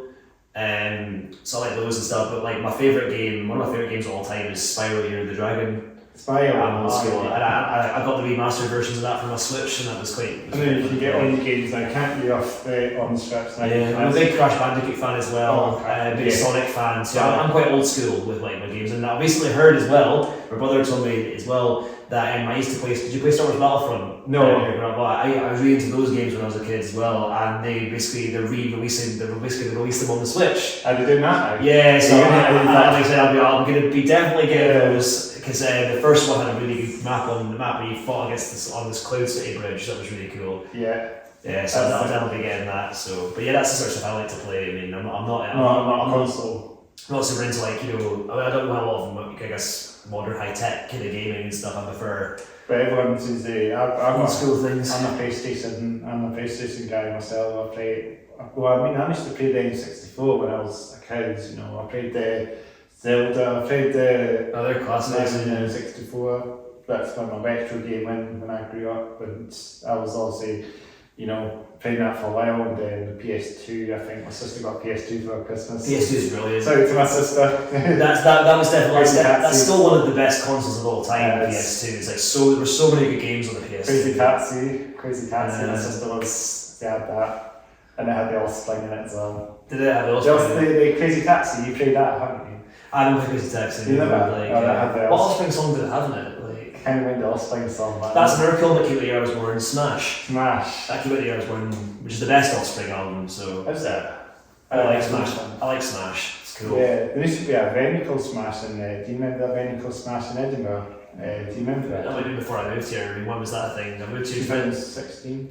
Oh, I was going to live to then, because I lived here in 2017. I don't remember the Eagle Smash, but I don't know, but I think it's shut down. But I used to be on. I can't remember what it was, but it was a brief venue. Only open for a few months, and then it was in Edinburgh. I mean, it was a music venue. That's what just came to mind. Yeah, but putting ourselves back into the game stuff. The Offspring, with music, mostly in video games. I know I played a lot of video games. Currently, I've got the current gen games. I'm playing I had a PS4. I did have a PS4 and then I got a PS5 a couple of years back. Eventually, it took a wee while till they shorted the PS5s. That was a did they already? there was semiconductor shortage during the pandemic and that, so all the PS5s were obviously sold out quite a lot because they couldn't get any shipping done. But then eventually I picked up a PS5 in 2022, August of 2022, and I was so glad to get one because I was in the game shop in Waverley Mall, Princess Mall, Waverley Mall was the one I was. Picked up PS5, I was lucky to get one, able to play my current gen games, which are not really, they're not really like FPS games, they're more simulation games, so like driving trucks. So I do this on my YouTube channels, I'll also tell about it. Yeah, I saw that today when I was watching like the podcast. I was just considering I saw you had an earlier where you had like truck simulator thing. That's the one I do. Yeah, so I play that on my second channel, CM Headbangers. Shout out to my second channel. I do on that channel. I do concert stuff on there as well, and gig stuff on there apart from video games. There's music, gig videos there as well. It's a fair range of stuff then, yeah. So you should slide to that channel. You might be, but so slide to see a headbang as well as and the Hats Off Here Down podcast channel. Yeah. Well, if you're watching this, you probably have, people are watching this. They are, they'll probably subscribe to Hats Off Here Down. So. And they want to watch some. How many subscribers are you on now for Hats Off Here Down? 187 as we speak. Wait, actually, it'll be more now for. Well, we've got to try and get to 200. So. One away to 200. Get 200. Well, I'll when this is done, I'll share this and I'll be like, let's try and get to. If it's not right, it might be 200 before. It might be 200 before this one. Yeah. But if it's not a try, we'll try and get to 300. So. That's 300. You can get it. I'll try and convince my followers on the Fuzz social media to follow this. Yeah. And I don't really use social media as much as I say, but you can share it on just put the video on, I don't know. Yeah, I'll share it on the Instagram and Facebook and the mailing list. So just want to mention that if anyone wants to know more about the gig stuff I do, you can find it on Facebook and Instagram, and I've also got a YouTube channel as well. So under Fuzzback Gigs. Fuzzback Gigs, yeah. Yeah, you can find all that on there, and I've also got a mailing list as well. I said we should share it on.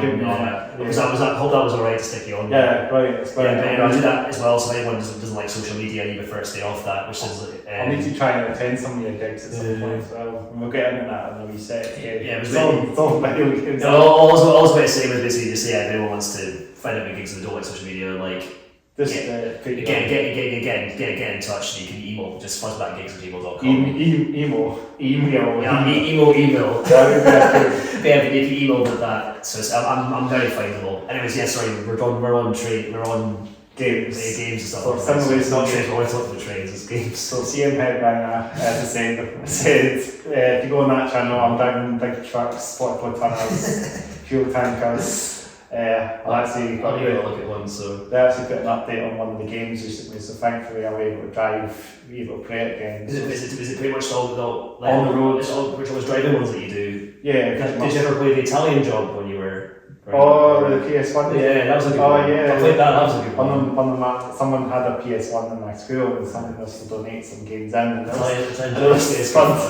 You got the piece as well. It's like what about Simpsons Hit and Run? Did you ever play that? No, but I was thinking had the GTA 3. If you looked at it, I never played GTA. Like, I wasn't allowed 18s when I was growing up. So. It's still to this day is one of the best games in GTA 3. Yeah. Is that before? No, 5 is the best. 5 is the most. Yeah, I think 5 was on the PS3, wasn't it? No, 5. Yeah, it was on the PS3, and then it came to PS4. Okay. And then I think they had the next gen as well. Was San Andreas after what number was that? I remember San Andreas was that a spin-off one or?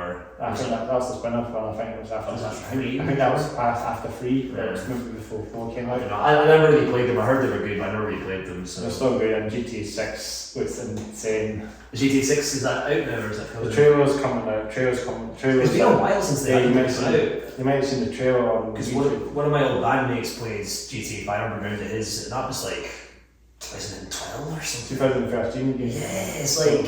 Yeah, it was, that's over 10 years since the most of the but game. yeah, it's all the online stuff now they focus on. But now So is there GTA Online? Is that another game or? GTA Online is like the online service, but Oh, it's so still they have- GTA 5. It's still GTA 5, but with online. So they added that to it later, did Yeah, they? but it's all that now that this focus on. They're not bothered about anything else, you know. So what do you do in GTA Online? Just like interact with people and Yeah, just I'm not a fan. I'm not bothered about the online stuff. I want to just play it single player. You know, you don't want to. I don't bother online. it's a bit slippery to me because I thought it was about like there was like a storyline before the GTA and that wasn't there. So Yeah. things from what I've seen. So It was that in the main game, I think, before online it's a story mode, but then the online came, I think, a couple of years after, and then that's also, everyone's pretty much trained now to get gates, so the game's still throwing, it's still keeping to the throw still, you know. But yeah, that's it's not the best, but in my opinion, I don't really play the online. I don't really play GTA generally anyway. I have the 5, but I just never bothered with playing it. you were about the truck driving ones. Truck driving games. So if you go on my channel, I've got this game called On the Road Truck Simulator. You're driving trucks. I played that one. I had an update for that as we speak a couple of weeks back. So after a long time, but it took a while to get an update out. This isn't getting the updates very often. It's an indie game, so it's not obviously. Have you got any like racing simulator things? Or? I do actually, but I don't play them very often. Because my brother's got one like, and we're like, it's like you get a proper like almost like car simulator that you can plug against the computer and you drive on it and stuff. You get a steering wheel, you get pedals. Yeah, that's what he's got. I've heard it's quite good. He's got some of that now. So I think I'm not massively into like driving or car games. I like ones that are a bit silly, like Italian Job or Simpsons. Yeah. Or Mario Kart. I like Mario Kart, yeah. You know, I'm more into that sort of thing. I mean, like rather than driving games, it's my thing. But I can see why people like them. You know, like Colin McRae Rallies look a good driving game. That was that, yeah. Or if you want some old school Sega Rally driver. Sega Rally, They can be kind of fun, but I prefer like a. Yeah, doing it. I prefer like an RPG or a beat 'em up or a. It's all that thing, or you know stuff like that, or a Pokemon style game, you know. Yeah, it's quite interesting. So you want to kind of keep it. I don't play a lot of things. I liked them a lot when I was growing up. I played a lot of Dragon Ball Z, Budokai when I was a kid. I was much more into fighting games then, and I like Tekken as well, and Soul Calibur and all that. Yeah, Soul Calibur. Yeah, they could Soul Calibur and Tekken. I prefer them with friends, and I like playing them with friends and having a. You can make some cool metalheads and something. A friend of mine's, I mentioned before, Kieran, so shout out to Kieran. I play a band with Kieran as well. Kieran's got he's really good at he really likes his Nightmare on Soul Calibur, and he's basically unbeatable as Nightmare, and it's really annoying. So like, I managed to beat him like once as Volvo, or Voldo, or whatever that guy is called. He's got scissors for hands. I managed to beat him as that a couple of times, but. Nice. He's just really annoying and unbeatable as Nightmare. To the point where his girlfriend Fee, my other pal mentioned to Fee's banned him from using Nightmare on it. She's like, Nightmare's not allowed anymore in the game. So you know. Yeah, it's so cool. Like, you know, Soul Calibur is fun though. And it's like a sort of anime sort of Japanese sort of game, you know, all that. So popular. Yoshimitsu, the skeleton ninja thing. He's my favorite character. He's great. Okay, really, it's really cool. So much. I think when it comes to I think we'll probably need to wrap the podcast up at some point, but maybe we can talk about the game, but bands. You know, about your bands. What do you think? Yeah, we can do that. Yeah, because exactly. Well, wow, it's time's getting on. It's quarter. Yeah, you probably need to edit this down, maybe. So. Yeah, I normally do it on the edited anyway, so if you can stand for like 3 hours, then you can do that. But let's talk about let's get into the bands. Yeah, we should get into that. Yeah, and we'll talk about this as well. So the gigs as well. Yeah. So what do you want to start with? Like, because I mean, you go on the band. You want to start with the upcoming gigs or your bands? Bands, yeah. So bands that do so I do quite a lot of things. It's actually good that we're on this month because I can plug all this stuff because I'm doing things. Yeah. So yes, I guess my main active band I'm in just now is who you saw like last year. Is the Chunks. So like the Chunks play like indie rock sort of stuff. So it's kind of like almost kind of like sort of proggy indie rock stuff with sort of catchy kind of poppy choruses and everything, and kind of quite groovy places. Like so that's I'm playing that band with with Polly and James. We're a trio most of the time, but we're also a quartet sometimes with Al. So shout out to all of them. I love all of them. We should get them on as well. Yeah, we can maybe come on sometime. Yeah, they're all lovely people. I've been playing that band since 2012. I've known James since 2014. And so you've been playing for a while then? Yeah, well, I've known him since 2014, and we played a bunch of gigs with our other bands and stuff together. So I know I've known from gigging, but then we've been playing that band together since 2021 now. Okay. Yeah, so 3 years. We've been a band for 3 years in the summer.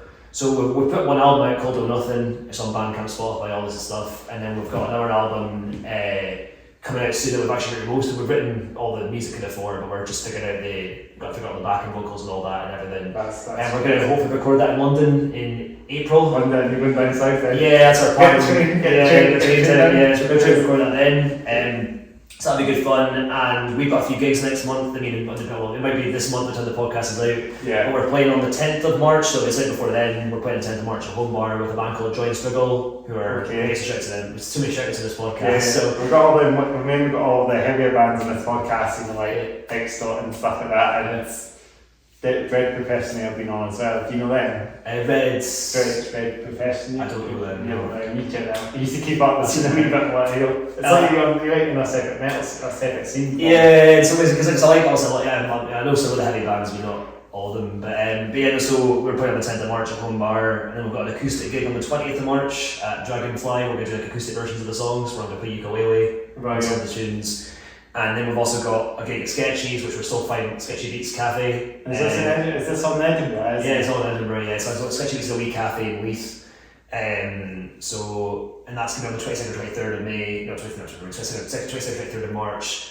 So that's the chunk stuff. So that's my main kind of gigging band. And then I also do solo stuff, which is what last time I saw you, I was doing that. Yeah, we actually saw you on HSB in Princes Street, didn't we? Yeah, so I play solo under the name Pop Midnight, just kind of like solo bass and vocals, quite unique, and there's not a lot of folk do that, which is quite nice. Okay. So it's kind of like, I'd say it's kind of like sort of angular indie punk sort of stuff. I like to tell stories with the songs, so I've been currently working on, I'm not finished it yet, but I've got a second solo album I'm trying to finish, which is about Greek mythology, trying to get some of the pals to do guest slots on it. And when you came in, I was playing with the Greek mythology songs, so I've written these epics and that. But I write about other stuff too, I write about all sorts of silly things. The problem is most just unfiltered really in a lot of ways. I just think about things like taxi crabs or axolotls, or Greek mythology, burning mattresses. Just any sorts of all sorts of reasons me.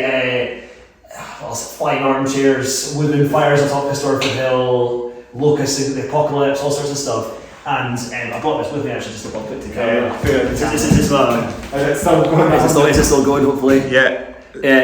So this is my debut album. It's got Imagination, Dreams, Tales, Stories, Myths and Fables. You can get that on Bandcamp and Spotify. There's no more tapes left, but I'm actually going to re-release this on Fuzz records. I'm going to start up soon. So that's going to be released So that's going to be released on that, hopefully next month.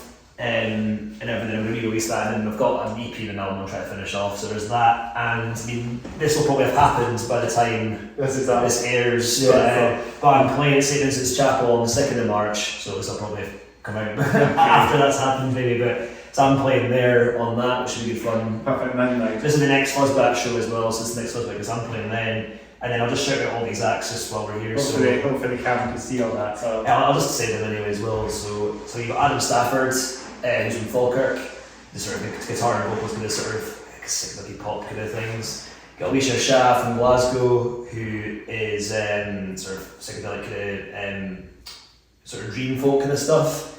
And then you've got Bellums, who I mentioned before, who I used to be in a band with. She does sort of again like a dream pop kind of thing.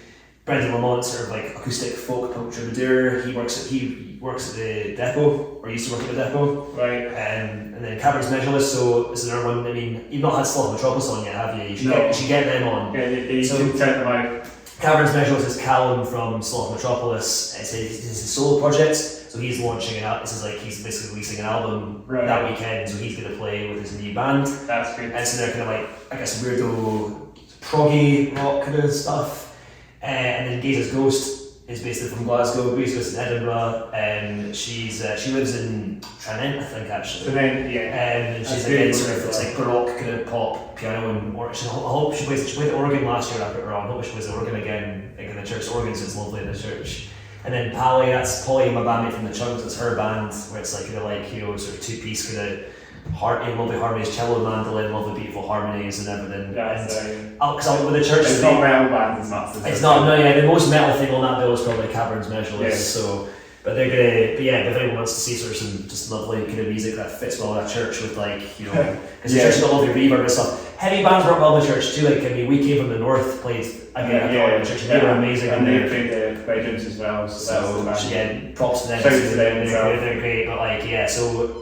I mean, it's probably very bad at that point, but yeah, but I love the church. It's great for, like, what's it, pretty, it's made for like kind of lovely, pretty kind of heartfelt kind of music and stuff, and or you know, really intense, heartfelt like kind of post-rock metal thing. And then I'll say as well, my good friend who's my old flatmate Eva Jmelikova from Slovakia. She designed this lovely poster. So we can see all the paintings. We're talking about hills and stuff, so it's basically like a hill. That's cool. So. It's just like some of these metal albums, like Pathway Drive House. It would be. It's one of these things like I mean, for me, it's very much like pretty lovely. But yeah, I suppose you could see this if you made this a bit darker. It could be like a black metal kind of thing. Yeah, you made it like a church on top of the hill or something. It could be, but it's yeah. It could be that half a seat as well. What's that? It could be the old chap in half a seat as well. Yeah, that's me too. But yeah, so that's that one. And then I mean. I hope I'll be out before this one airs. Yeah. I hope I'll be out before this one. And you got Sling All Day as well. So I've got another All Dayer. This is the Leaf Depot. So again, shout out to them. It's the theme of the podcast. Some heavier stuff on this one actually. Yeah. So we've got so this is a guy called Alistair Quietch from Glasgow. He designed these two posters here. And then we were just talking about Portable Heads earlier. Yeah, and I've seen them before, so I'll shout out to Portable Heads. So Portable Heads are like kind of quite, I say they're Fugazi-esque, kind of like. Where are they from?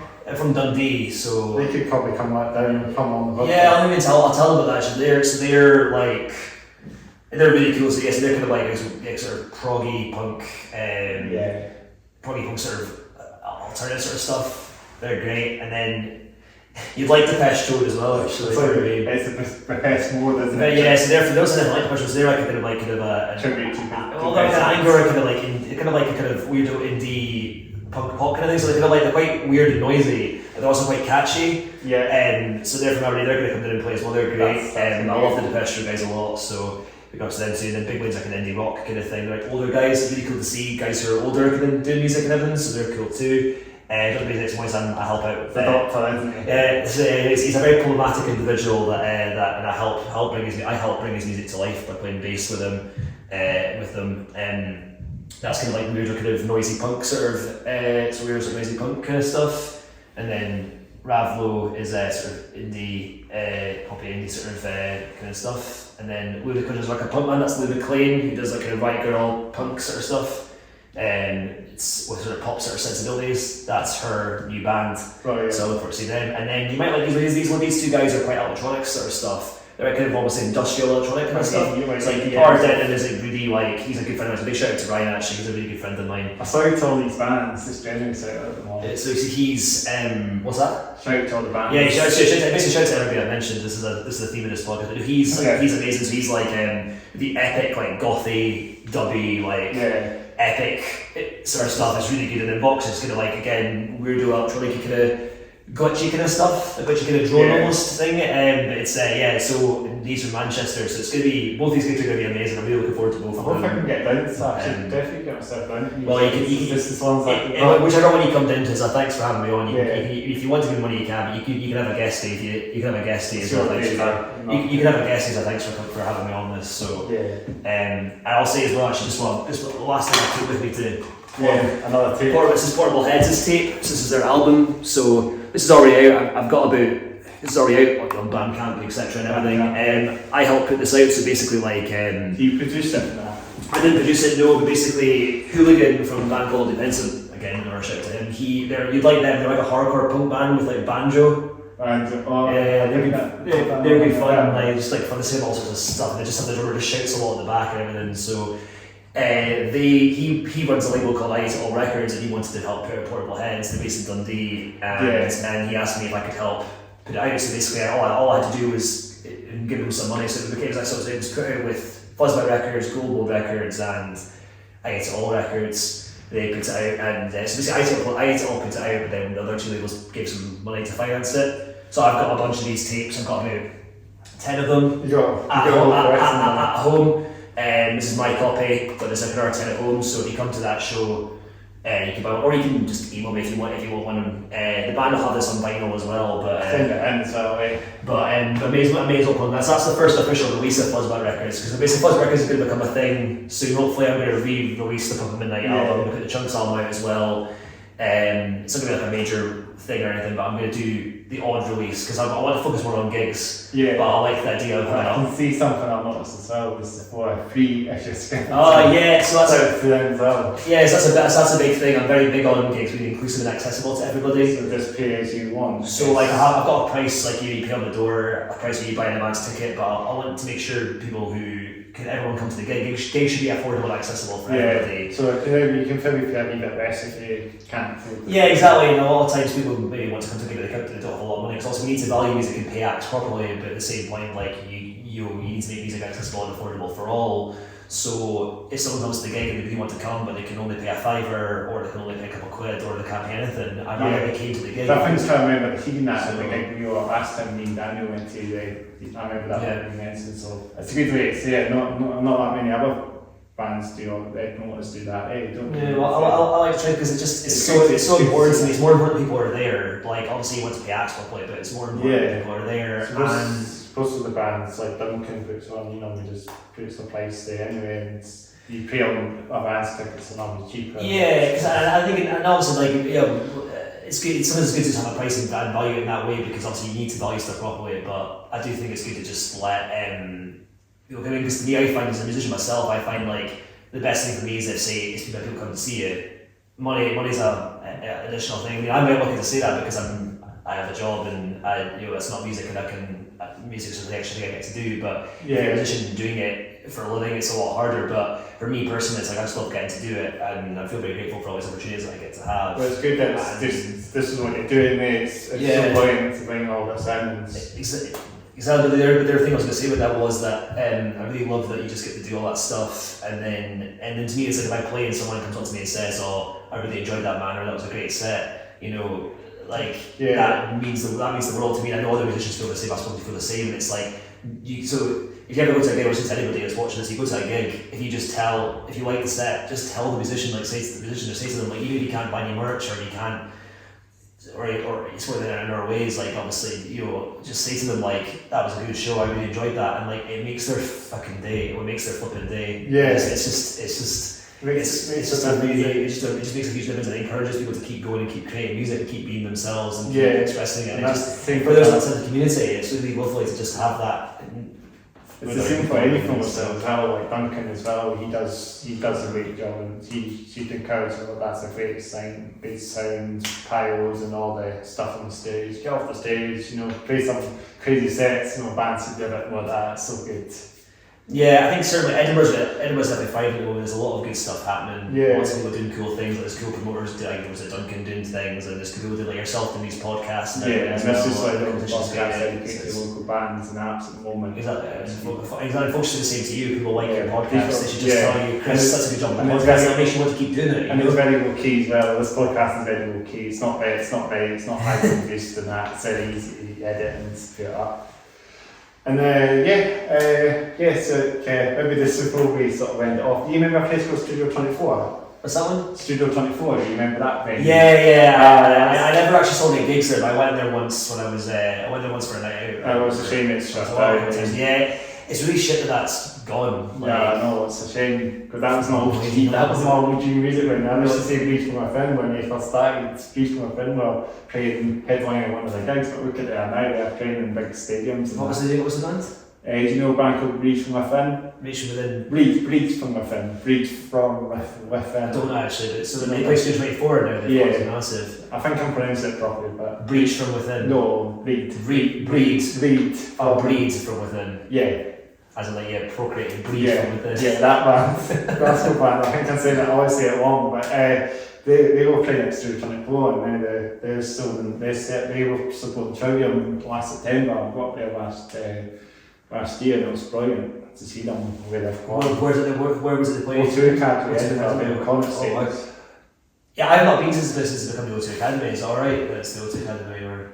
I don't think that's what it's called now because it's not called the Connacht Street anymore, it's called the O2 Academy. Has it changed anything other than the name? No, it's still the same place, still looks the same, I guess. Because it's alright the Colour Exchange, so... Yeah, I guess they get taken over by a company. It's a bit more viable for bigger bands. That's using the Studio 24 though, it's a real shame to have lost Studio 24, right? It's a real kicker. So talking about when Nirvana used to play there.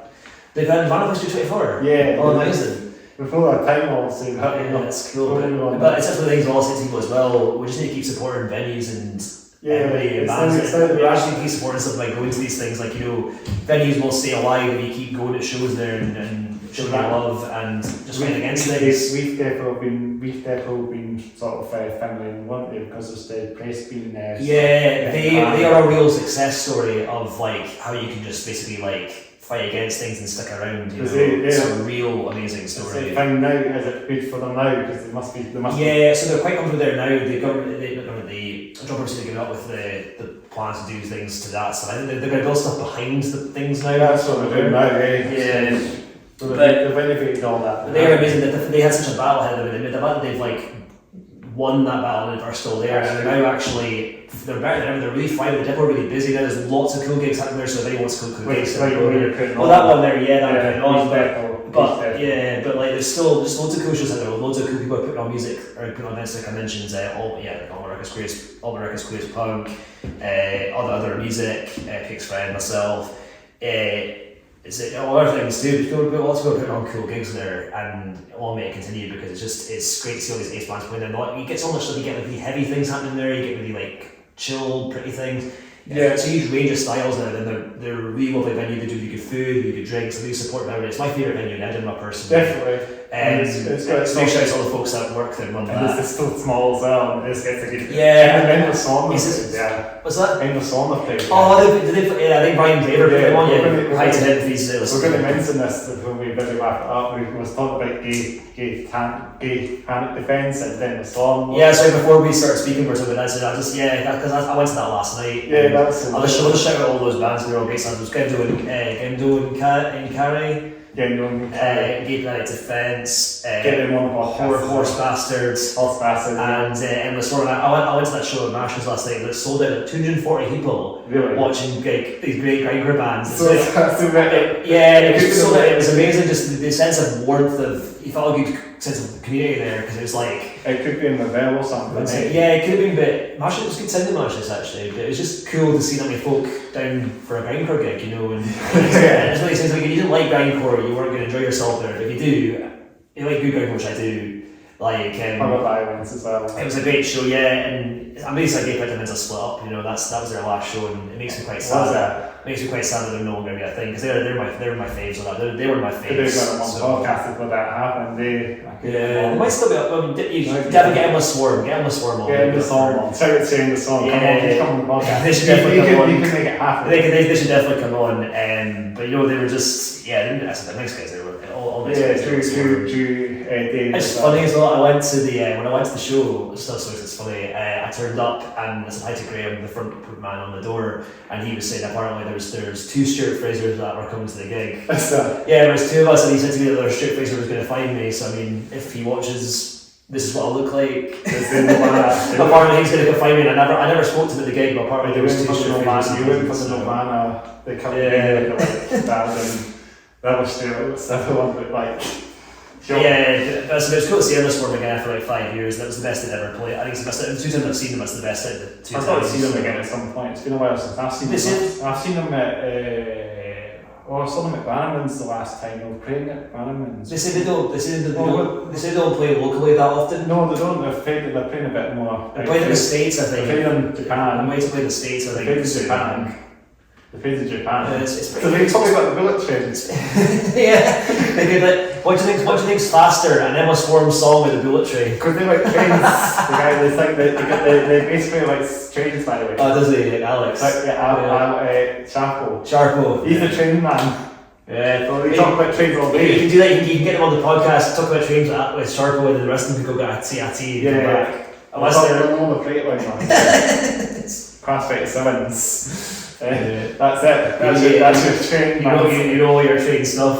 You should start that train podcast. The end of song will be the band then.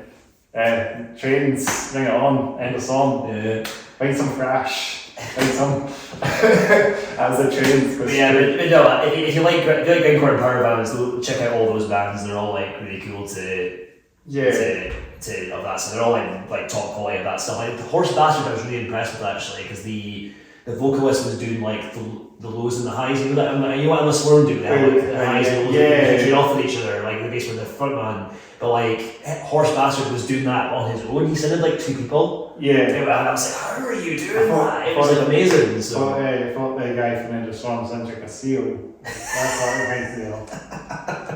which one? Like Graham or Alex? It's a Graham, I think. Singer. They're so crazy on stage. I want to see them. I hope we get them on and shout at the end of the song. He's jumping out into the crowd actually. Oh, is it? And Crazy, and it's just because his t-shirt over his head and that. Yeah. Oh yeah, they take some of your stuff off.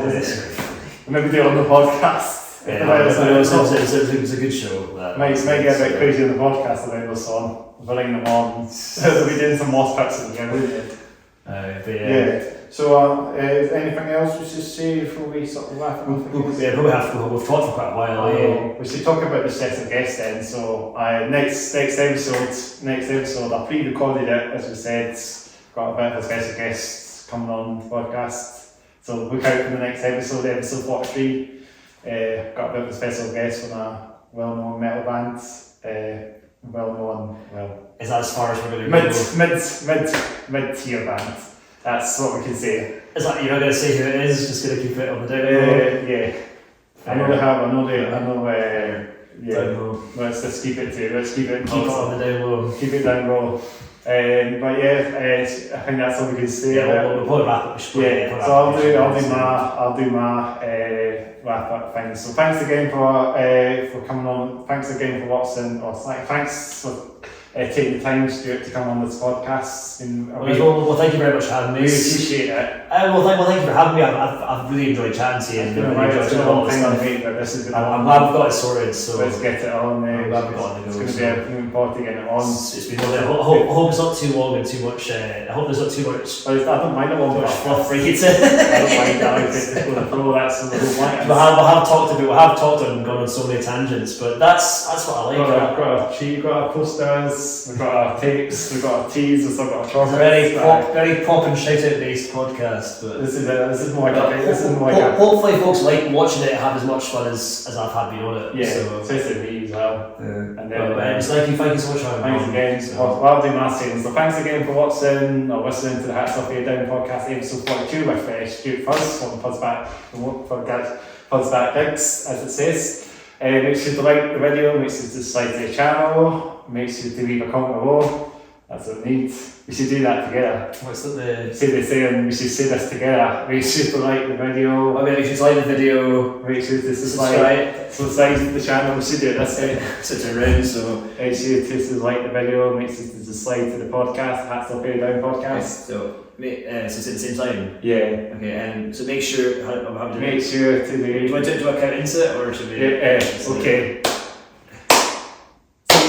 So thanks again for watching the Hats Off Here Down podcast. Make sure to subscribe to Hats Off Here Down podcast. We're on the way to 200 subscribers. Yeah, let's get up to 200, or let's try and get up to 3. Sorry, 200 by the time this airs. Let's get to 3. So it is not 200 when this is aired. It's up to 200. Then you wouldn't want it to be above 666. You want to sell there. 666 podcast. We'll get to 666. Yeah, but subscribe, get them up to 200s. Get to 666 eventually. Yeah. Exactly. And then you'll get possessed by a demon for the we'll get to 666. Yeah, you'll be possessed by a demon after that happens. Yeah. So we'll see what happens when we get to 6 out of 6 and I'll level. Anything else? I'll have my link to at the bottom for my other YouTube channel, See Them Headbanger. So you want to check out some of my game stuff, as I said earlier. Just like to See Them Headbanger. You society it as well. Yeah, I was just right. I'll get myself sorted. Got your poster here. Oh, this one's falling to me. We're going to an outtake or something and tear them all up for something. I think that's everything we've probably said then. Well, thanks folks for thanks to anyone who's watched this as well. Just get out there and look forward to the next episode of a special guest, I guess, or special band, or I suppose, is it a band, or is it a guest, or is it an owl? Is it a dinosaur? Is it a demon? Is it a CrossFit 7? Is it like a train? Is it a Zuma? Is it a Zuma bullet train? Is it a bullet train? I don't know. We'll find out, Find out in the next episode. It's pre-recorded, so it's the first to say on it. I never thought we'd say this on the episode, but pre-recorded it, so I did it actually yesterday on the 24th of February. I pre-recorded it, so before, so keep it. So look out for it. I'll probably be on a week after this one. Cool. Yes. So so thanks again, Stuart Fuzz from Fuzz Back Gigs coming on. So we do some outtakes. So how should we do it? What did I have plenty of outtakes from earlier? Yeah, take them off the wall. Well, we should have a new photograph. Well done. Oh, should we? We should do it back up. Yeah, you're right. Actually, that's a good idea. Actually, because you do a photo for each of yours. Yeah, I do. That's what we're right. So this will be an outtake then. That's a bit mile away. Yeah, let's get them closer together. I'm going to pause the video now. Yeah, don't pause the video. We've chatted enough now, so. Yeah, I think we're going on a wee while now, but we've been going on for it's 5 o'clock. We've been going on for ages. Yeah. We could have gone on. There we go. I still got on the camera still. What's that? Still got the camera. Could have gone on a lot longer than that. Yeah, we could go on. You've got to stop it somewhere or something. You have to just. Yeah. Wait, it's because there's only so much more like folk will want to listen to as well. We're still letting on a bit, so I think it's quite cool just to keep the camera rolling as much as we can. Just keep it rolling, you know. Wait, let's get. This is going to still be outtakes, you know, just packing everything up. You've got loads of outtakes. Yeah, we'll keep. Alright, we'll get. Do you look at outtakes thing up separately, or? I'll just put it in one video. Yeah, well, I'm going to pause the video now and take a wee photograph now. So we getting shot then.